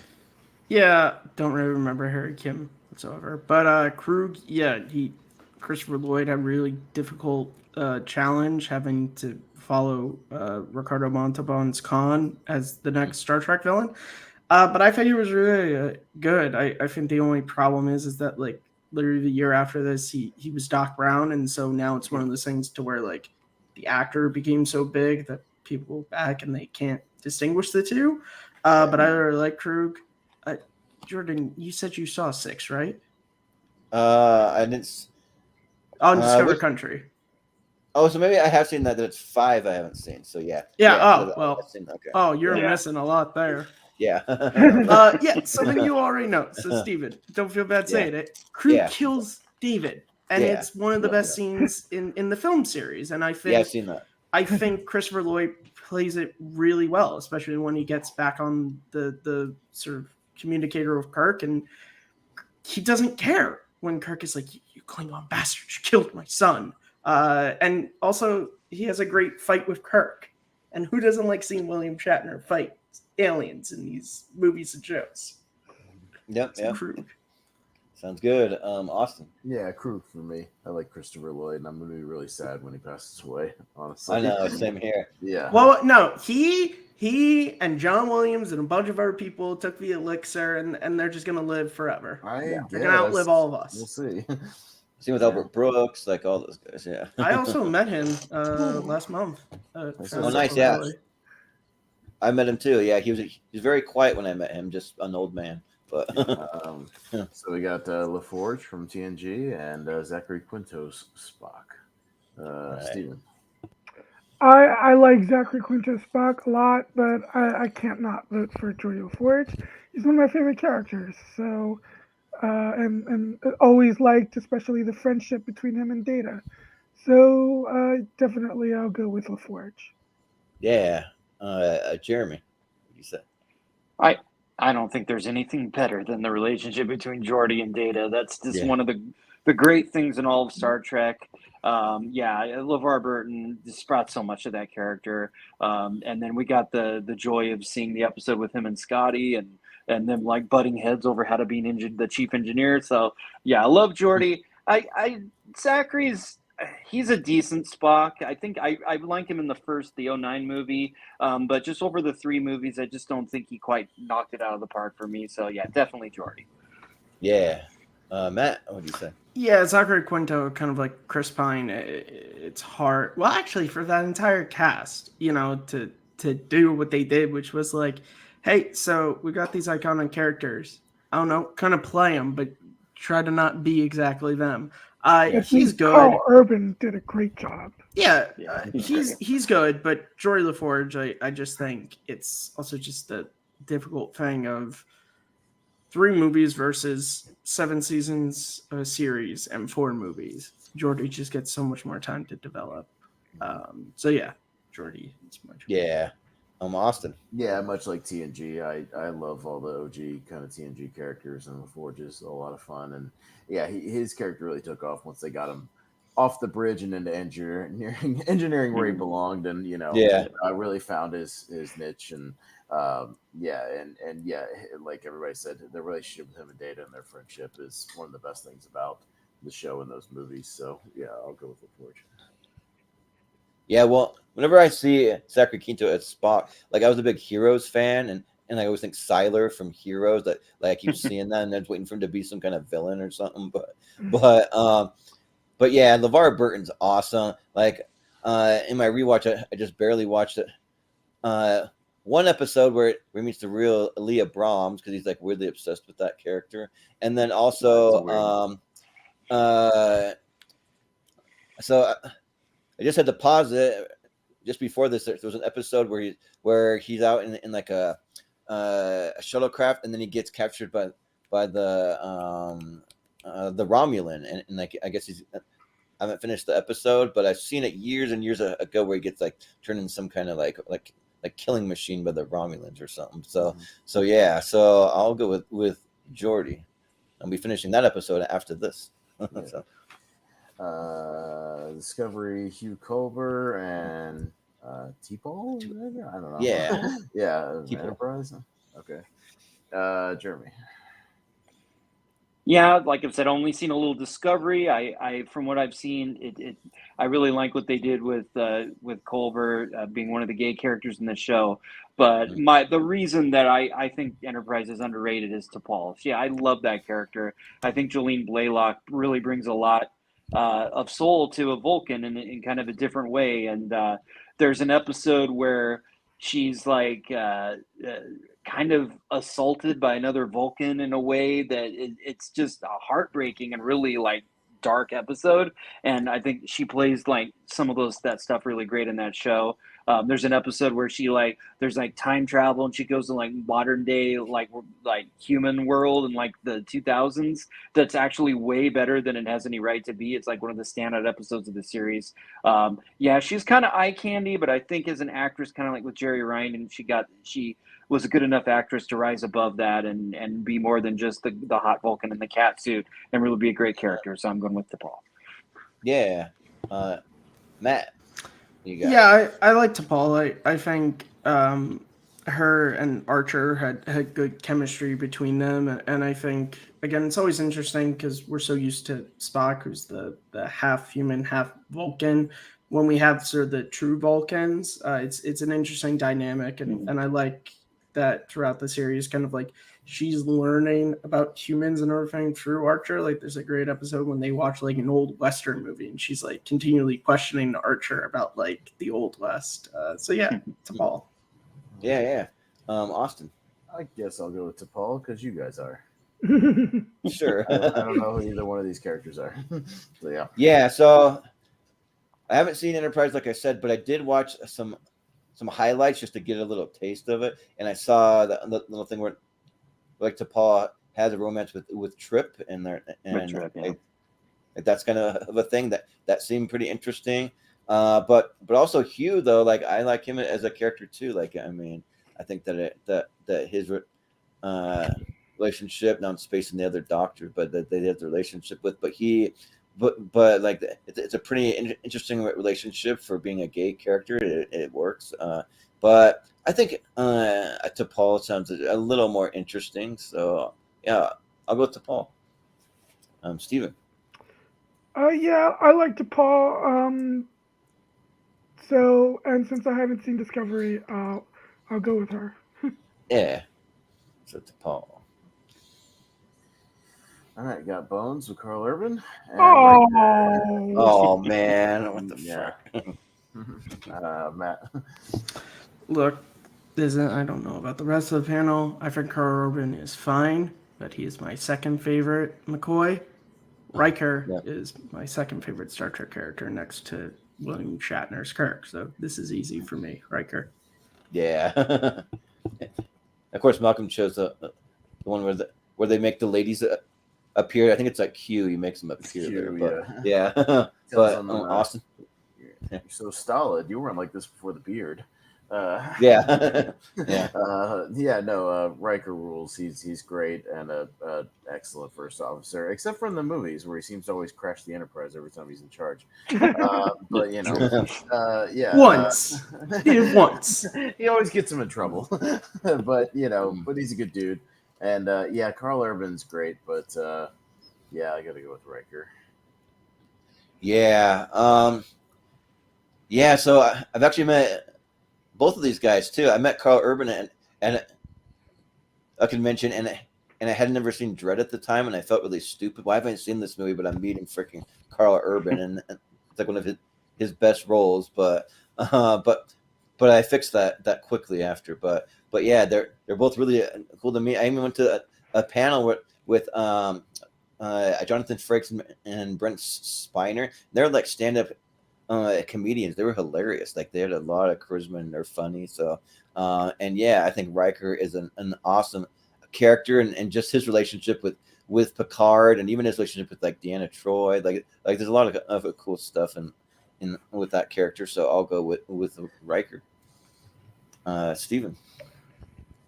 As much as I love Carl Urban's Bones, I am very glad that Riker is going up against him and not DeForest Kelly, because that would have been a really painful decision. Yeah. So yeah, Riker's one of my favorites too. So yeah, Riker. Yeah. And I met Jonathan Frakes as well. So oh, nice. Yeah. Jeremy. Yeah, I love Carl Urban as Bones. I thought he was maybe the standout in that cast next to Chris Pine. But I mean, Riker, for best of both worlds alone, I mean, he's just the best. And the fact, that it's not really part of it, but just knowing that Jonathan Frakes directed a great Star Trek, and not just as Riker, but behind the scenes is such an important part of the legacy of Star Trek. Yeah, I just got to go Frakes Riker here. Absolutely. I mean, he directed Star Trek First Contact. Yeah, absolutely. And yeah. You can go ahead. I was just gonna say, also one of my favorite episodes of TNG is Frame of Mind. Oh yeah. Like I like Jonathan Frakes enough to just watch other things that he did. Like anyone remember Beyond Belief, Fact or Fiction? Remember watching that? Go watch the compilation online. Where he tells you that you're wrong. He's like, oh, nope, you're wrong. Go watch the compilation. Somebody slowed it down to 3/4 speed, and it sounds like he's drunk. It's really great. That's awesome. He's also great in an episode of we made it up. Lois and Clark, the new Adventures of Superman, where he plays a villain, tries to steal Superman's powers. Yeah, that's right. Yeah. Scotty versus Scotty, have fun. Oh no!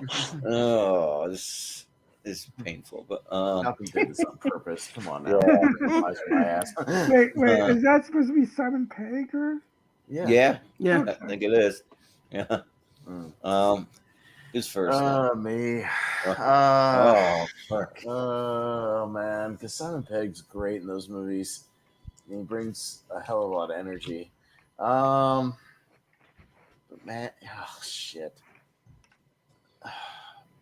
I gotta go Simon Pegg, but I'm okay with if James McDoohan goes through. We'll see. Yeah. It's like really tough because James Doohan, he's great. I like that they brought his character back for Star Trek Generations, but they didn't bring half of the original cast back because they didn't want to do it. They weren't paying him enough or something. I don't know, but yeah, it's just hard pressed for me to vote against almost anything Simon Pegg does. He's one of my favorite actors. Period. He's just great in everything. So I gotta go with Simon Pegg here. Steven. See, this isn't actually all that tough for me because although I like Simon Pegg a lot, I don't think there's any beating James Doohan's version. He's just awesome. So I'm definitely going with James Doohan. Yeah, when you think of that iconic line, "Beam me up, Scotty," you think James Doohan. That's who you're thinking of. But Jeremy. I mean, I have to admit, I'm an ugly American, but that being the case, when the day that I found out that James Doohan is not actually Scottish but Canadian, it blew my mind because he is Scotty to me. And as great as Simon Pegg is, he was so funny and wonderful in those movies. James Doohan is Scotty. He's iconic in that role. He's so funny. I think he's even my favorite part of Star Trek 4. And there's so many great parts of that movie. I got to go with James Doohan. Yeah. Matt, what do you say? Hello, computer. How do you know I didn't invent the thing? Look, Simon Pegg, he's fine. Once again, I keep going back into Darkness, but you have to. They really, I don't know what they were doing with his character. Was he filming one of the Mission Impossible movies at the same time? So they're like, you're gonna barely be in this one. Yeah, James Doohan, he's fantastic in the role. He had so many great moments. I love him, Dave the Dove, when he just goes really manic. It's like, we should have left them in the transporter. What is this? It's green. Yeah. James Doohan, Scotty. Yeah. And he was so great as that character. He even took some of his ashes up in space. I'm not a fan of Into Darkness either, but I don't put that on any of the actors. I'm not putting that on the actors either, but the characters are in the movie, and I have to put on the things that happen to them in the movie, either for or against them. Yeah, it's true. All right. You and Crawl. I'm just wondering, we can make this one. Is anyone actually going to vote against Is anybody Q? going to vote against Q, the greatest? No. Let's just quickly talk about how great Q is and move on. Q rules, John Delancey rules, and every time he shows up, it's a great episode. So yeah, Q. Huh? Absolutely. Anyway, so move on. Yeah. I'm just saying, but we can just speed through some of them sometimes. Yeah, right. Exactly. Anybody voting against Data? Okay. No, Data. I love Dr. Flox. He's a great character, but he's no Data. There you go. Save some time for this one. Yeah. Oh, yeah, we need extra time for this one. So Jordan, Khan, and Mr. Spock, Leonard Nimoy, and Ricardo Montalban. Yeah. So I had an opportunity to go to a convention where Leonard Nimoy was going to be there, but I wasn't able to go that time because I was at a time where I was going to like some kind of comic convention like twice a year for a little while, but now I don't really go to conventions like I used to. But and yeah, I was really sad because like the next year was when he passed away, and so I went to the following one, and like there's a guy who's doing the most spot on impression. He had the makeup down, like you could have sworn that was Leonard Nimoy. That like this guy had it down, but so it is a pretty good tribute. And I mean, as great as Ricardo Montalban plays Khan, I just think Spock is just like I iconic. Like me and Malcolm had a little joke because when we did best Star Wars characters, somehow I left off Han Solo. I don't know how I did that, but I just like just spaced it when I was making graphics and stuff. And he's like yeah. So I'm gonna just conveniently forget Mr. Spock. Yeah, yeah. But so yeah, I gotta go with Spock here. Steven? Why couldn't Spock be up against Flox or something? Yeah, or even, whoever or that even, is. Yeah, or Zachary Quinto's version of Spock, or I don't know, I don't remember if he's on the list, but even Benedict Cumberbatch's version of he was. Yeah, yep, he was on there. Because Ricardo Montalban's Khan is not just the best villain of all Star Trek, he's one of the greatest villains, period. Yeah, but all time. Yeah, I can't vote against Spock, of course. I mean, he's iconic, and I never got to meet Leonard Nimoy in person, but I did attend a convention with my family once where he and Shatner were both speaking, but we were so far away from the stage that we probably saw them better looking at the TV screen than looking at them on stage. Yeah. I was able later on, in fact, actually this year it was, to meet Shatner, but not ever able to meet Nimoy. Yeah. Sad. But yeah, Jeremy.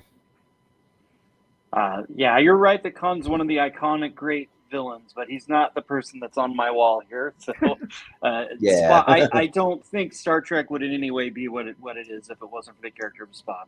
I think that what Leonard Nimoy brought to the idea of an half human character and how that was integrated into that original series and ultimately carried into the movies with his self-sacrificing death and everything that went on there, it's the best. I mean, Spock you just can't beat Spock. So sorry, Con, I love you so much, but I'm going with Spock.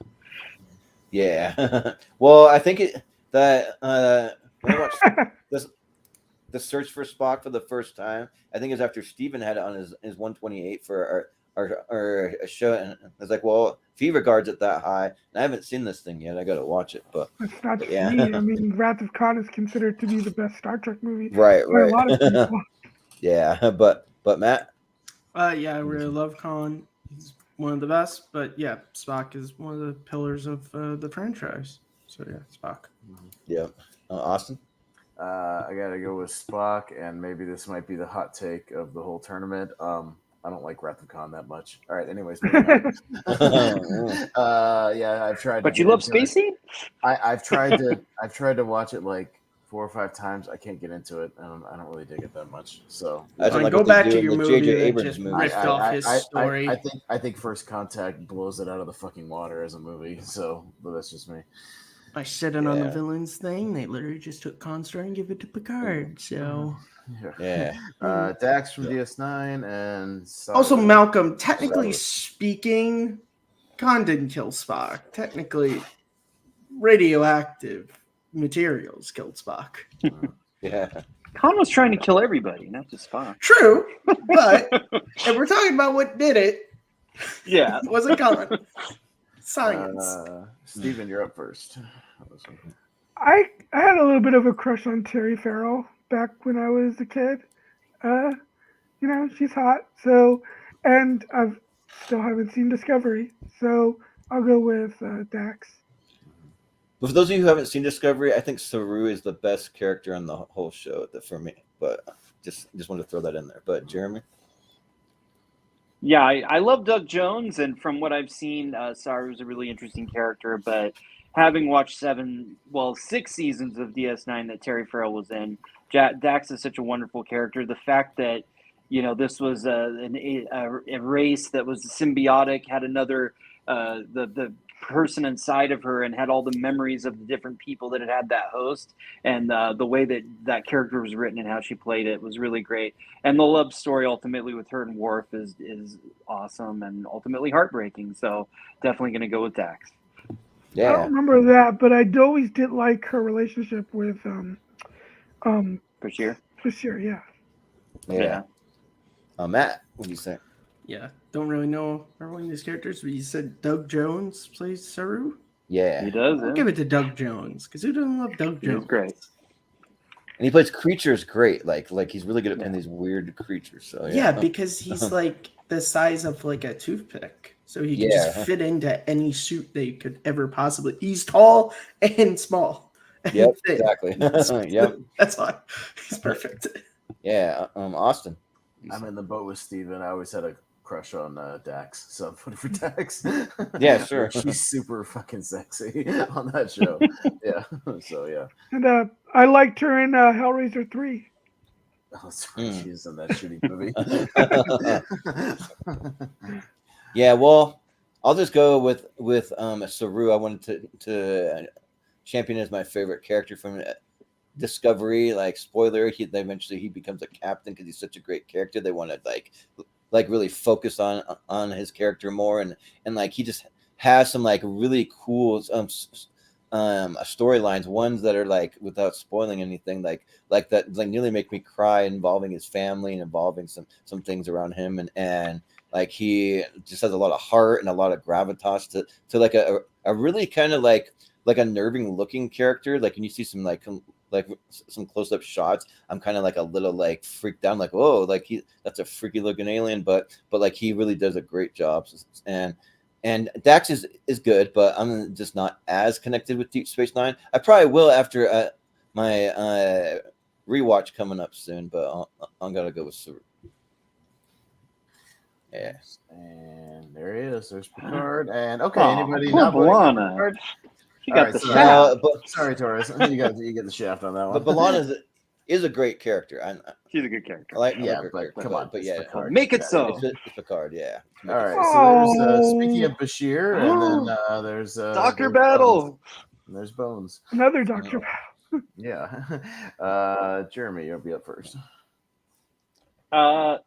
Julian Bashir went from being one of the most annoying, like obnoxious characters to being like a really great character. It was one of the best character arcs in all of Star Trek.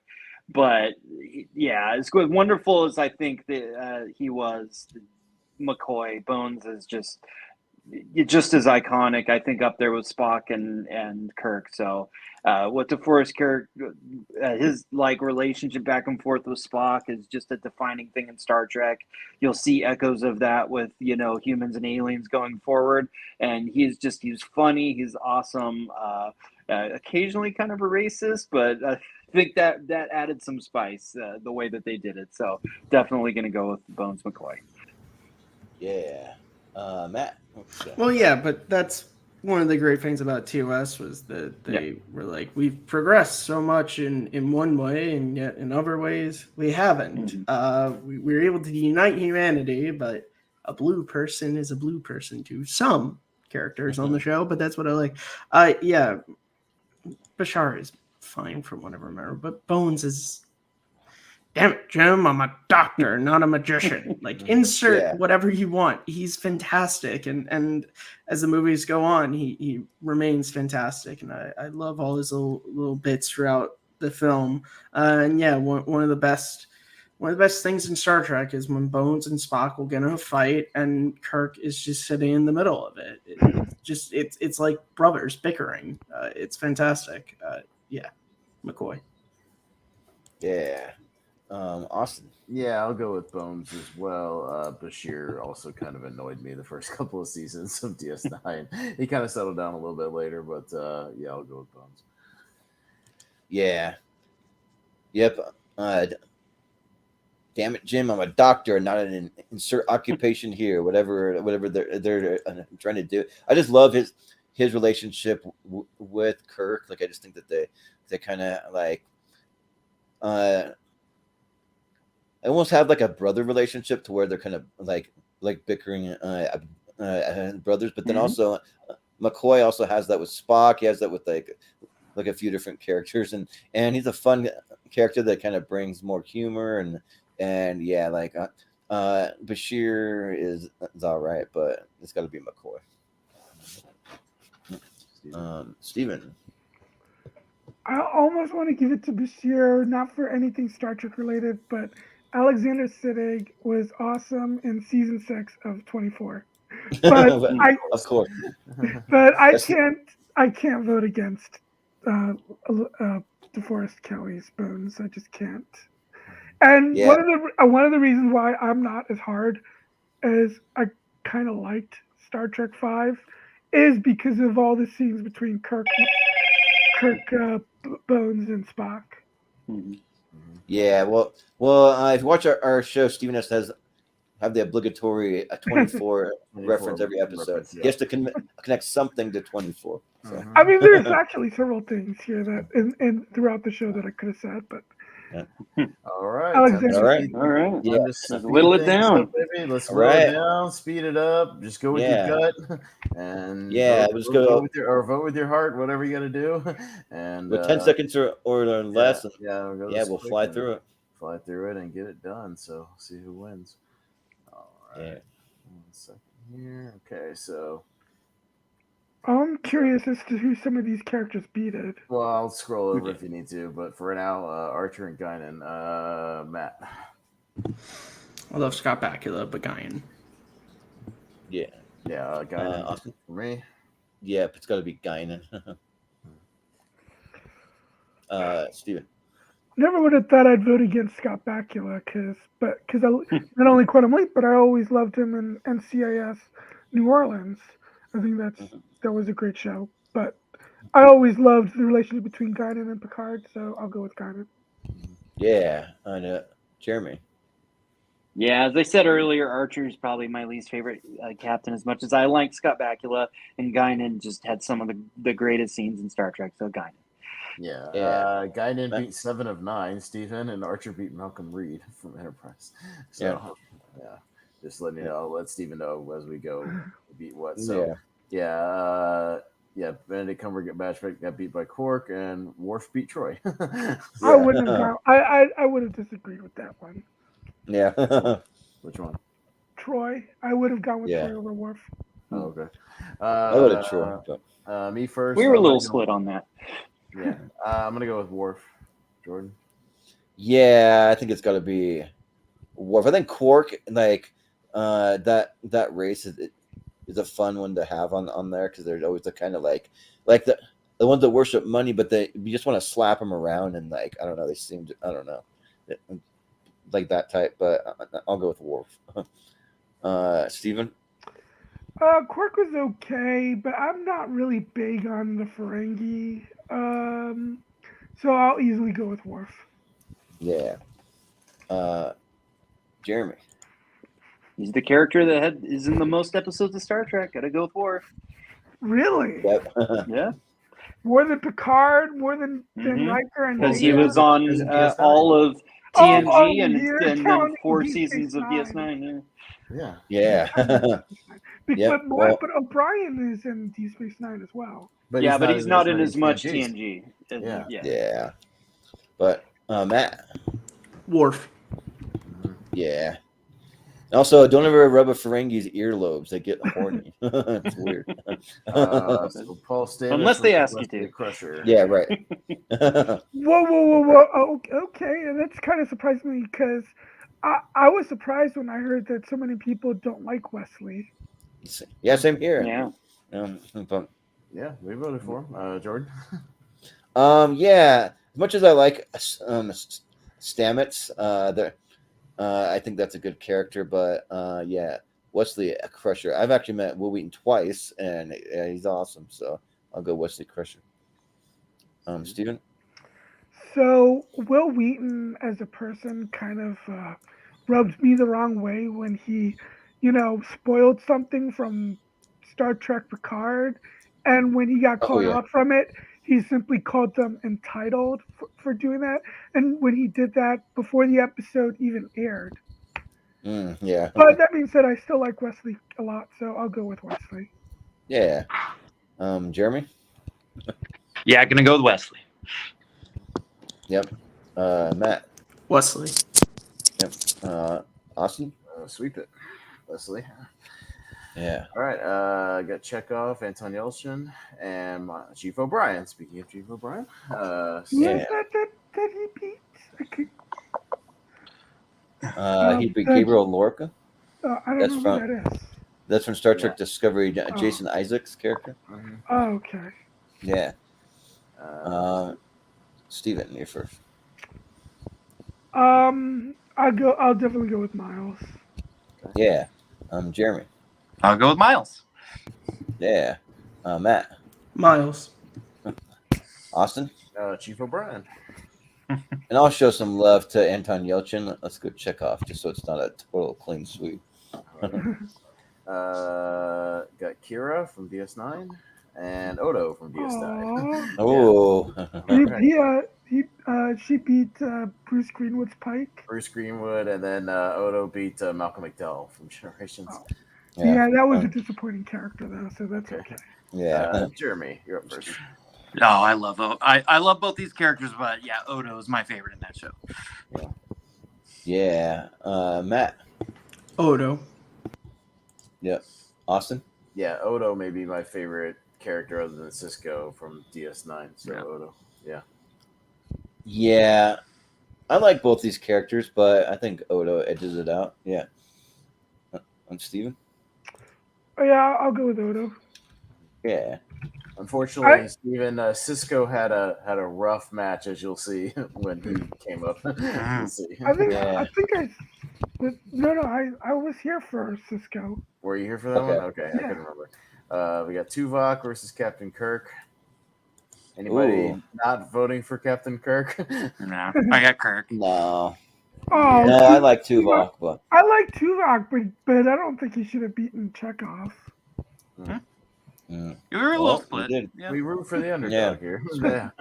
That might have been one of our split votes, but yeah, is anybody voting for Tuvok over Kirk? No. Nah. Okay. All right, let's just move that on to save some time. Yeah. We got General Chang versus the Borg Queen. Ooh, interesting. Villain match. Matt?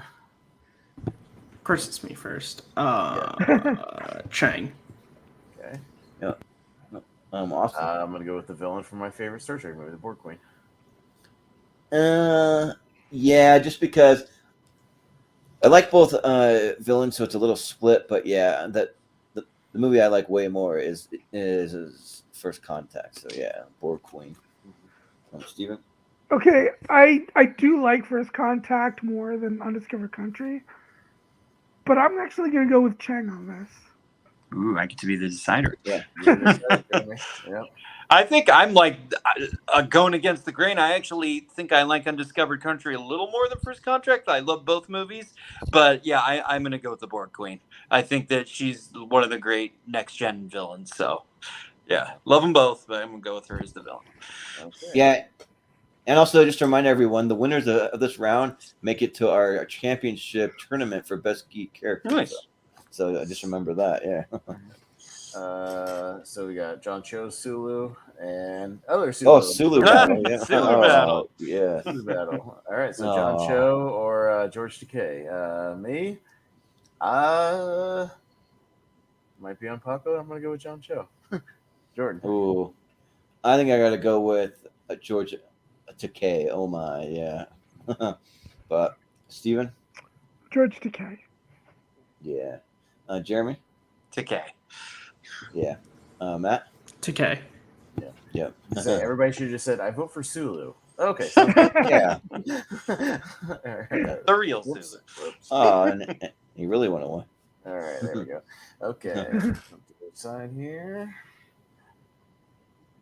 All right, got some good matches coming up on that side, but for now, to the other side, and we got Dr. Crusher and Savick.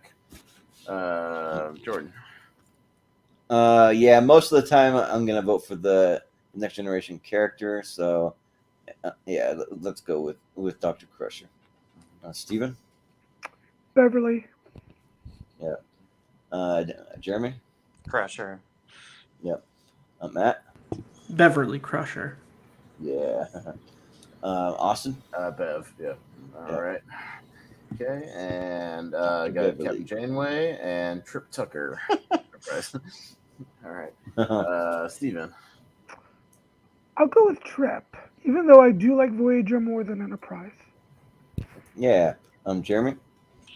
Yeah, I'm right along the lines with Steven there. I'm gonna go with Trip. Although, yeah, I love Voyager, but Trip, he for me is the reason to watch a lot of the episodes of Enterprise. Yeah. Matt? I'll go Janeway. Yeah. Austin? Janeway.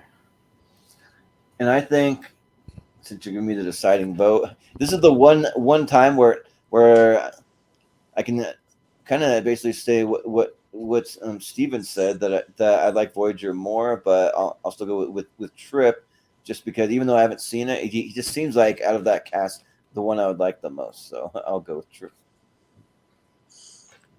All right, got Chris Pine's Kirk against Christopher Lloyd from Star Trek 3. Okay. So Jeremy. Chris Pine's Kirk.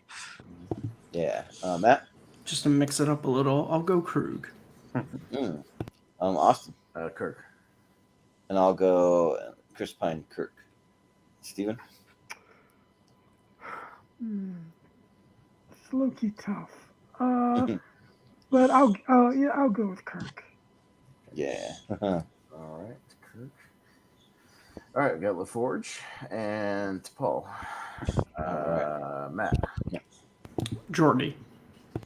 Yep. Yeah, Austin. Geordi. Yeah, as a person named Jordan, I've had people nickname me Geordi before. So yeah, I'll go Geordi LaForge. Steven? Geordi. Yeah. And Jeremy? Yeah, it hurts a little because I love Paul, but definitely Geordi. Yeah. All right. Got Riker and Scotty. That's tough. Yeah. All right. I'm up first. Yeah. If I'm kind of if it's gonna come down to OG versus TNG, I just gotta go TNG. So Riker. Yeah, I haven't officially done a personal ranking of Star Trek characters, but Riker's top 10 for sure, and maybe even top 5. So I'll go Riker. Steven? I love James Doohan, but gotta go with Riker. Yeah. Jeremy? Yeah, I gotta go with Riker. It is tough. Yep. Yeah, Matt. Riker. All right. Yep. Riker. Sorry, Scotty. All right. Q and Data. Oh my gosh. Ooh. All right, Jordan. Yeah, like Data's for sure top 5 characters all time. Q's fun when he shows up. Like when I'm doing my rewatch every time, like, ooh, this is the Q episode. It's gonna be a good one. But yeah, I gotta go Data. Steven? I've met Brent Spiner, so Data. Yeah. Jeremy? I think as important as Leonard Nimoy was to defining what TNG, what the original series was, I think that's how important Data is to Next Generation. Just an incredible character throughout the whole series, and I love Q, but nah, you can't beat Data.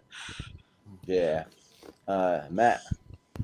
My enjoyment of these characters is kind of on par, so we don't have many villains, so I'll give my vote to Q. I don't really consider Q a villain, though. Yeah. He did kind of put the Enterprise on trial for humanity and would not allow them to leave unless they passed his test. He skews more of a villain, but no, I guess maybe not always. Maybe sometimes he does, but a lot of times I think.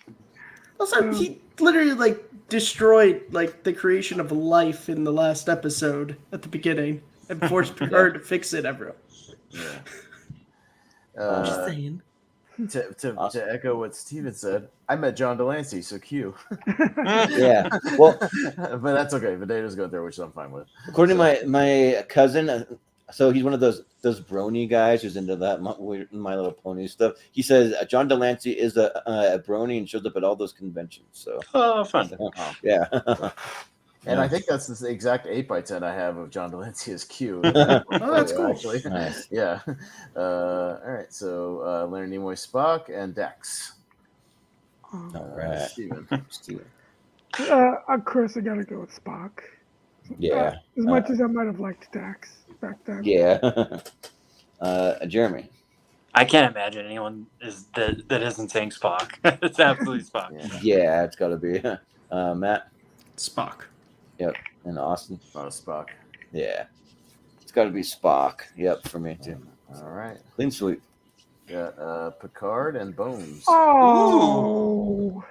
Man, I would love to see these two on screen together, but but I think it's Jeremy, right? Jeremy. Yeah, as great as Kirk is, Picard is my favorite captain. I think he is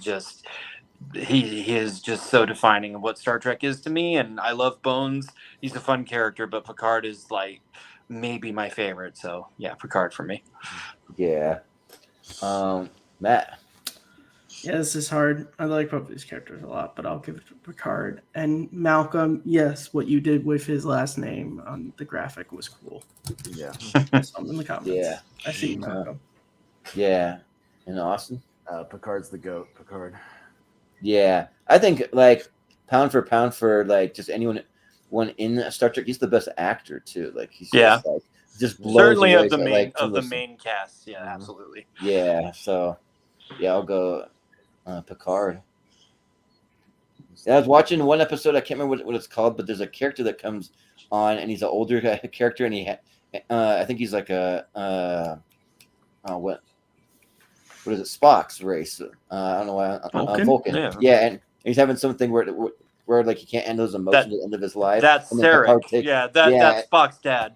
Yeah, and then Picard takes on that. Yeah, incredible episode there. Absolutely. Yeah, it's one of the best acting I've ever seen in an episode of Star Trek. It's really good. Yeah, but Steve. Yeah, in the age-old debate of Kirk versus Picard, I have always been Team Picard. So Picard. Good man. Yeah. Me too. All right. Right. Okay. All right. So these ones will be in our championship for Geek characters. Now the next ones will be in our poll that people can vote on in our Schmodown Friends and Family group on Facebook. Okay. So Worf and Guinan. Matt. Worf. Okay. Yep. Austin. Worf. Yeah, I gotta go with Worf because he wields a freaking batleth, and that's awesome. Steven? Yeah, I guess I'll go with Worf. Yeah, and I didn't in the full screen scene if Jeremy dropped into the green room. He's not, so. Uh-oh. Did he have some internet issues? I guess maybe. Probably. Or I think something. one of my favorite episodes of TNG is the episode where Worf keeps going back and forth in alternate Parallels. That's a great one of my favorite episodes. Yeah, I love that one's good too. Yeah. So but it was still 4 votes for Worf, so we'll put Worf through for now. Yeah. I'll watch for Jeremy and see. Chief O'Brien. Up first, I'll say O'Brien. Jordan? Yeah. I'll say Wesley. Steven? God, as much as I love the relationship between Wesley and Picard and Wesley and Beverly, I'm going to go with Miles. Yeah. Matt? I'm going to say Wesley. Ooh. So without Jeremy here, it's a tie. And this is weird because we had a tie thing for a little while, and then Steven joined, so we broke the tie thing. But we did have one tie-breaking vote with Jeremy, and technically Matt was above him, so we would have Matt. It'd be the Matt, you can break the tie. I'm going to keep Wesley. Yeah. Okay. Really bad at the episode names, but there's an episode where Wesley and Picard are in some kind of cave, and they're like before they're like walking through the desert, and they're like dehydrated, and they're trying to get to this water, but there's a force field around the water, and then Picard's about to die, and they have some really cool moments where like he thinks Picard's gonna die, and like how he says he's always proud of him and thinks of him as a son in a lot of ways, and it's pretty cool. So unfortunately, Jeremy said his phone is dead, so he can't join us the rest of the episode. Oh, dang! We'll have to have some tiebreakers here, but anyways, we'll go on and see. So we got Odo and Captain Kirk. Jordan. Let's see. It's with who and Captain Kirk now? Odo and Captain Kirk. Oh yeah, that's easy. Captain Kirk. Yeah. Steven? Kirk. Yeah. Matt. The GOAT, Captain Kirk. Yep. And Austin. The second best Captain Kirk. Yeah. You messed up. No, I'm sorry. Picard is pronounced Picard, not Kirk. I already said what the GOAT was on the other side. Sorry. I like my captains to actually do a little bit more than just drink Earl Grey tea. Come on, he's a battle-tested captain. Fuck out of here. Anyways, one of my favorite episodes of TNG is the episode what I would call the Die Hard episode, where Picard gets to kick ass. Yeah, he's awesome. He takes the ship. Like, get out of here. Dude fights all the time. Yeah. Sulu and the Borg Queen. Steven. Borg Queen. Yeah. Matt. Matt. Sulu. Yep. Austin. The Borg Queen.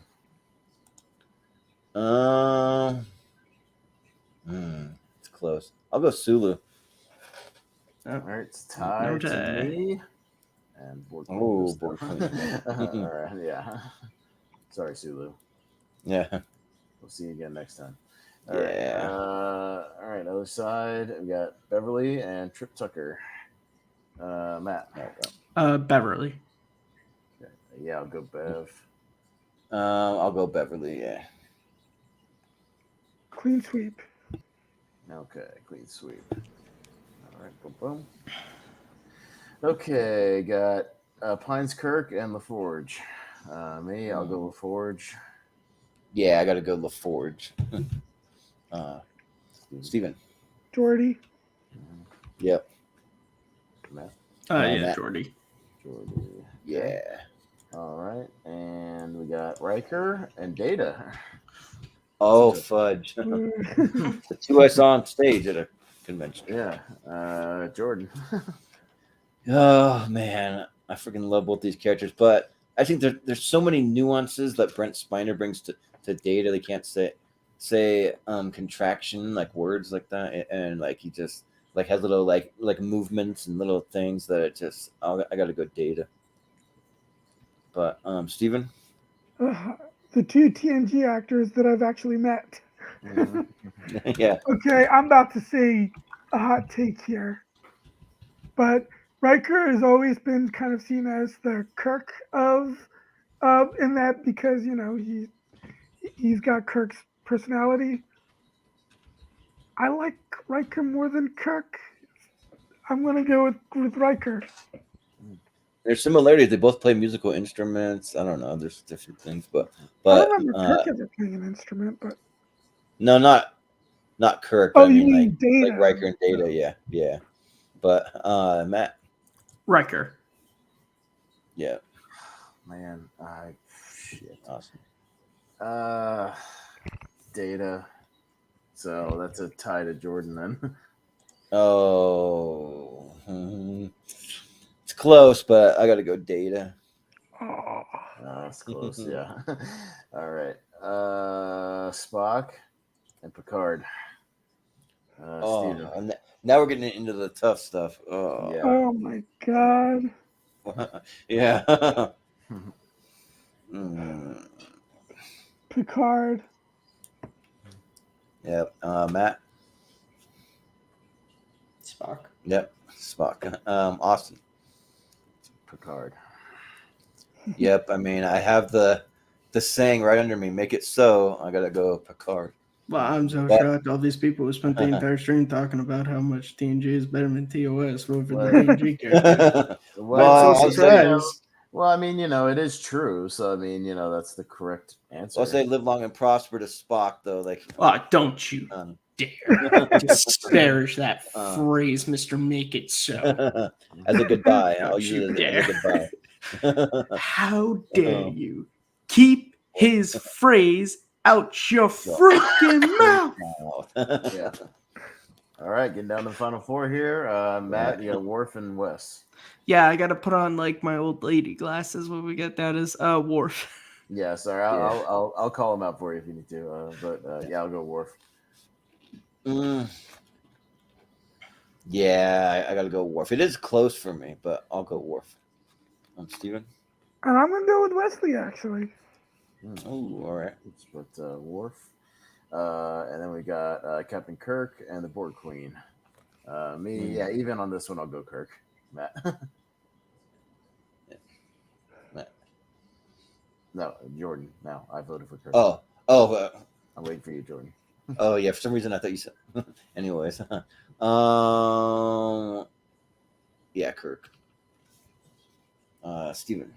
This is looking like it's gonna come down between Kirk and Picard. I for think the it final. might. Yeah, it might appropriately so come down to Kirk and Picard. I'm not looking forward to that because I wonder what the result Yeah. will be again. I wonder. Yeah. So, but yeah, I'm gonna go with Kirk. Yeah. Matt. Kirk. Once Yep. again, to go. No. No, we'll see about that. Crusher and LaForge. Jordan. Yeah. Yeah, I gotta go with LaForge. Recently, I've been enjoying him getting pissed off at Reginald Barclay for being like an idiot on the as a crew member. He's always getting like pissed off at him. So yeah, I'll go LaForge. Steven. May the forge be with you. Yep. Matt. Beverly. Austin. Jordy. Butterfly in the sky. Yeah. I can fly twice as Waiting high. for it. I'm surprised it took 2 hours to get. Okay. Yep. All right. Data and Picard. Steven. Oh. Picard. Yeah. Matt. Data. Yep. I'm close, but Data. Yeah. Picard. Awesome. Yep. Gotta go with this guy right here. Picard. So should we just automatically just skip all the nonsense and get to Kirk and Picard because that's what it's going to come down to anyways? I mean, skip the formalities. you wanna have a Worf and Picard battle? No, but let's okay. We'll still go through it. Matt, Yeah. Kirk and Worf. Kirk. Austin. I'll go with Kirk. That's fine. Yeah, Kirk. Steven. Kirk. See, I'm just going to do it Yeah. anyway. Just a formality. I mean, at look, this it's a point. formality. Let's just get to it, okay? All right. It's Picard and Kirk. That's what it's going to come down Yeah. to. What it's coming down to. We all know that. So I'll go first and say Picard. This might be a formality as well, but Jordan. Yeah, like. So part of me wants to say if we would have gotten like another season of the OG Star Trek, maybe we could have like seen even more cool stuff, and I would have had more of an affinity. But then we got the two more movies. seasons called the animated series. Oh yeah, but then we got the movies, and I didn't care for him like a ton on the movies. I mean, he's okay, but so I got to go with Picard. Steven? You know, as much as I love Shatner as Kirk, it's actually not even my favorite role of Shatner's because I loved him as Denny Crane. Wait, what was that on? Boston Legal. Oh yeah. That's what I was gonna say. Yeah, Picard. Yeah. Matt? Look. Sorry, Matt. One of these guys was so iconic in the role, he actually went into space. And look, I know I already lost, so allow me my soapbox for just a moment. If we're talking about iconic, part of the reason why Star Trek is because of what William Shatner brought to that role as the central character. And then as you see, when we move on to the movies, it's actually very interesting to look at how they continue to grow and change the character of Kirk and give him new elements, the introduction of his son, the relationships he had throughout the series, the growing things, the battle with sort of being admiral, if that was the right choice for his life or not, and going through all that. And then finally when you get to Undiscovered Country, to where it's like it's kind of this building thing of all these things with the Klingons, who were the villains from like the very first episodes of Star Trek, to now it's like in Kirk's hands to sort of like either have the Klingons work with them or have a war between them. Whereas Picard, you get into the movies and look, I really like First Contact and Insurrection, but they changed his character. But unlike Kirk, it didn't feel natural. It felt almost like they wanted Patrick Stewart to be a little bit more action, even though in the show that wasn't really what he did. It kind of just felt like they were warping the character around scenes that the character wouldn't have done, whereas in the movies Kirk was changed naturally with time and with experience. I mean, if you want to argue acting, I mean, obviously, these are both classically trained actors. I honestly just prefer the sort of intensity that Kirk brought, and also just the care, that speech he has, risk, it is a business, that is why we are a border. So I know I lost, but thank you for my soapbox. Yeah, that's why once again, sure, William Shatner. No worries. Shush your mouth. But and also plenty of action-y episodes in the show. One of my favorite Captain Kirk pictures, though, is women. Just this one. We're surrounded by the Tribbles. Oh, so cute! Look how cute he looks. Yeah, it is one of the great moments when he opens the hatch and they all just fall on him. Yeah. If it comes over. There we go. Yeah, but that was cool. That was fun to kind of get nerdy, talk about some Star Trek. It's a fun time. And then half the time of Star Wars. Isn't that nice? Yeah, it's nice. It can be done. Yeah. And like one of my goals, though, I want to watch every single thing of Star Trek. I'm just starting with my favorite, Next Generation, and then I'm gonna move into. I've seen like the series before, but when it first aired, but it's been like since then. So yeah, I'm gonna do my next big rewatch is gonna rewatch DS9 because I need to get back into it. It's been forever since I watched DS9. Yeah, and I really want to get back into that one. So that'll be my next Star Trek, because I've seen TNG plenty of times, but I need to rewatch DS9 for that. So I will defend Star Trek Discovery. It's not a great Star Trek property, but it's a great just sci-fi action series. Just like think of it like that if you ever watch it. So. Another 24 connection from Deep Space Nine is Sisko's wife is played by Penny Johnson-Gerald, who was Sherry Palmer. Was Tony Todd on 24? Terry. Yes, he was actually. So Tony Todd played the He was. grown-up Jake Sisko in the episode where Sisko gets stuck in the transporter thing over time, and Tony Todd nice. plays the older Jake That's cool. Sisko. So there's another 24 connection. So it's because you can always play the Star Trek connection with movies like which one of the actors in the movie was in Star Trek, because there's been so many series of movies and stuff. But I guess in Steven's case, he always looks for the 24 connection. And I'll defend Star Trek the Animated Series, which is great, and it basically completes the Enterprise's 5-year mission. And the entire original cast returned to voice it, so it's not people trying to sound like them like some animated series. It's the true cast. So if you have never seen the animated series and you like TOS, you get a little bit more TOS. Yeah, I saw that when I was a kid, but it's been so long I don't remember it at all. Yeah, there's some great episodes that I think had they been done in live action, they'd be considered all-timers. Yeah, I've never seen it, so I want to go check it out for sure. Yeah, but yeah, cool. This was fun. So that'll do it for us tonight. So we'll just do some plugs, and that'll do it for us tonight. So we'll start with Steven. What do you have going on? Where can we find you? I'll be on Rankin Sunday for the redo of top 12 Tom Cruise movies.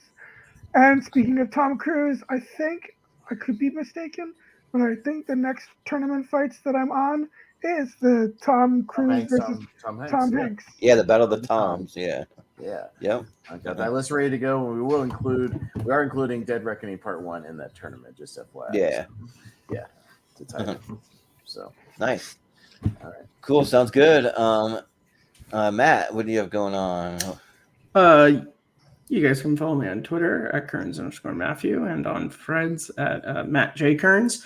You can find me on YouTube in 2 places, Matt Movies 611, and on T3 Productions, where I do a whole bunch of stuff, including my podcast with Abe Flores, Simple Tricks and Nonsense, and my video essay series, Second Look, where a new episode just went up the other day on Speed Racer.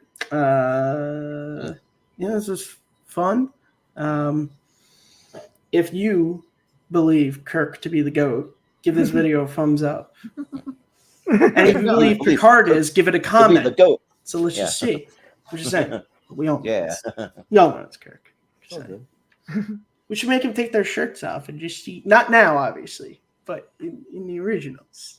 I'll take his shirt off. Hey, Picard was in good shape on the damn show, man. He was, but that's what I'm saying. Like, he actually was, yeah. I'm trying to remember if there was an episode where they got him to take his shirt off, because I know in the movies he wears that. I don't know about it's like he does the V-neck. He does the John McClane kind of like undershirt thing in First Contact, but I'm not sure. You know why? Because Sir Patrick Stewart was like, I can't, because I am not like William Shatner. I cannot take my shirt off. Yeah, so I will say Shatner is 91 years old, and he looks incredible for his age. He does, actually. Yeah, they both do for guys who are Which is the most love scenes? Is it Kirk or is it Riker? Like between those. Did you just ask that? Yes, it's amazing that David Kirk is apparently Kirk's only kid out there that we're aware of. Let's be honest. There's a ton of blue and green kids that Riker has his fair face. share. I'm just saying. It's like every woman that comes on the Enterprise is going after Riker just about. Well, not so much in the first season. And then later, it's like the first season he was kind of committed to Troy, and then later seasons he got sort of recommitted. But that middle period, they were like, just throw him to Riker.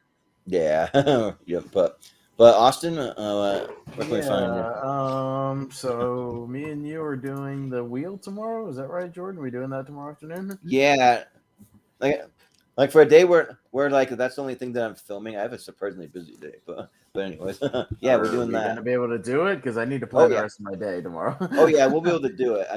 It's just all prep for the channel that I'm doing tomorrow. So okay.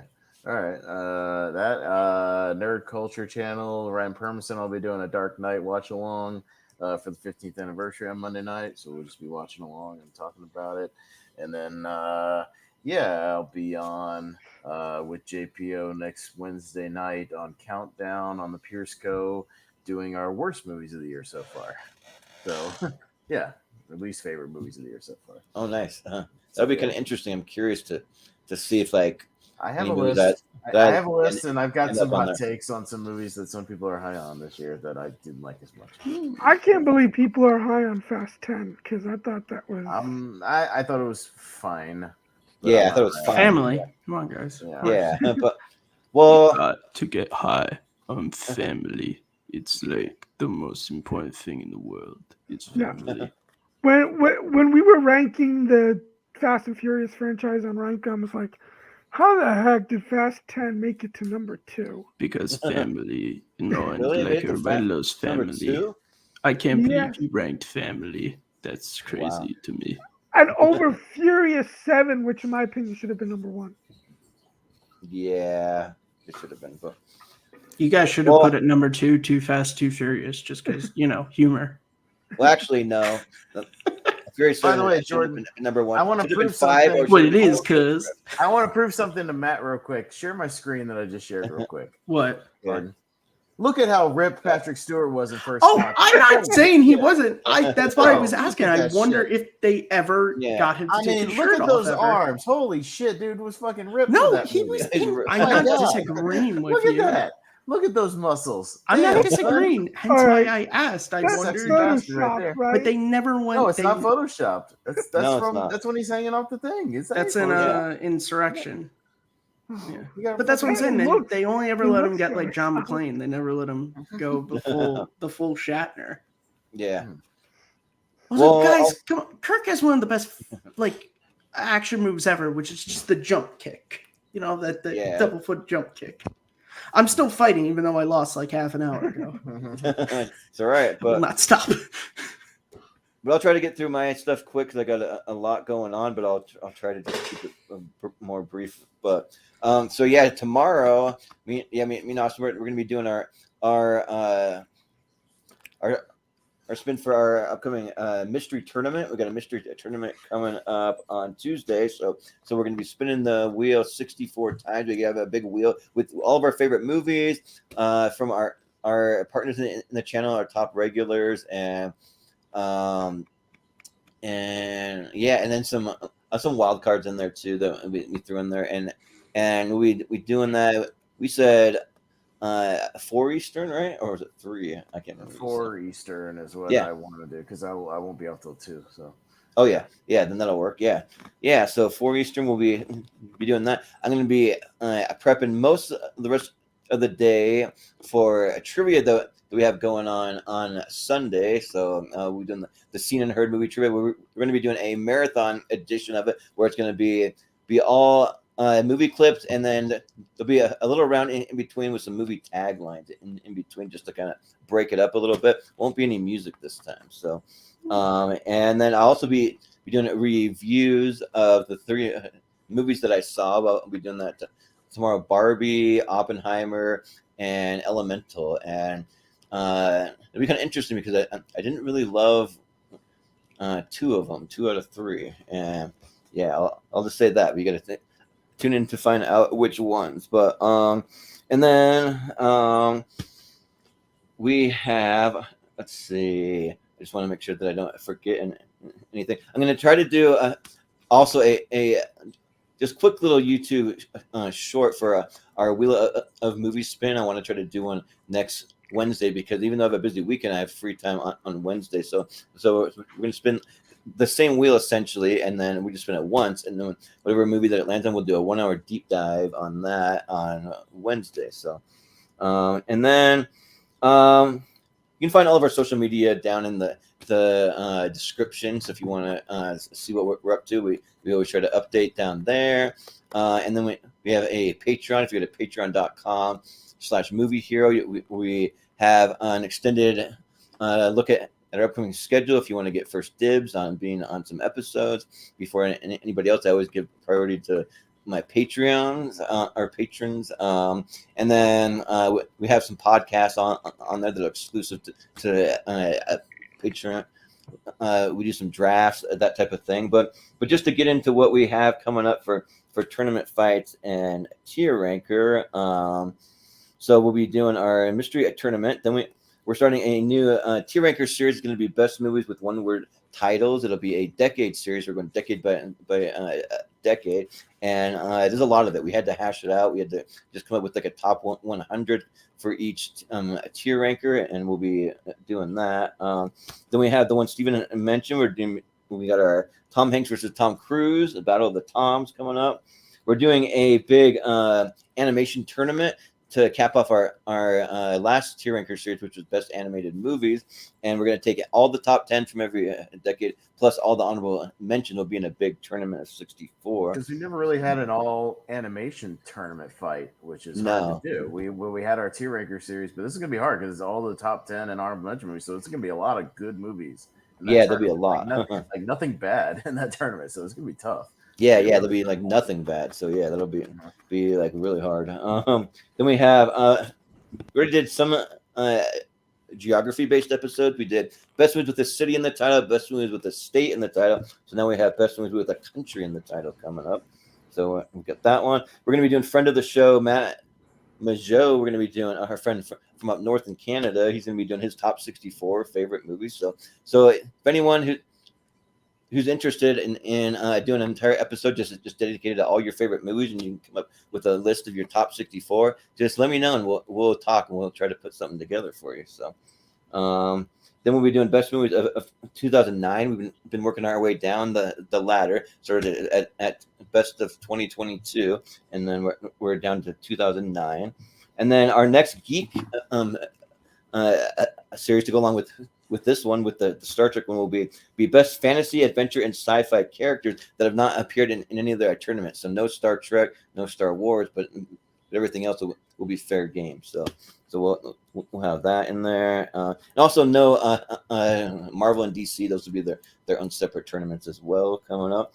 And then just a couple bonus ones. We're going to switch it up a little bit and do greatest bands of all time according to Rolling Stone. We're going to take the top 64 and we're just going to rank them and like we'll like do a little tournament. I wonder what number one is according to them.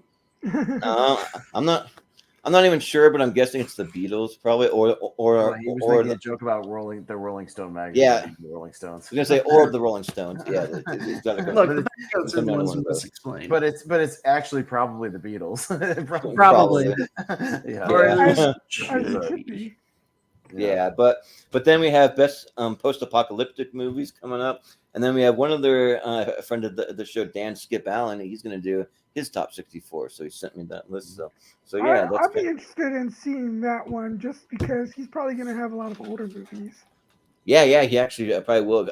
Cool. Somebody besides me that has old movies on their 64. Yeah, right. Everybody else has movies. I know they made movies in the 90s. Yeah.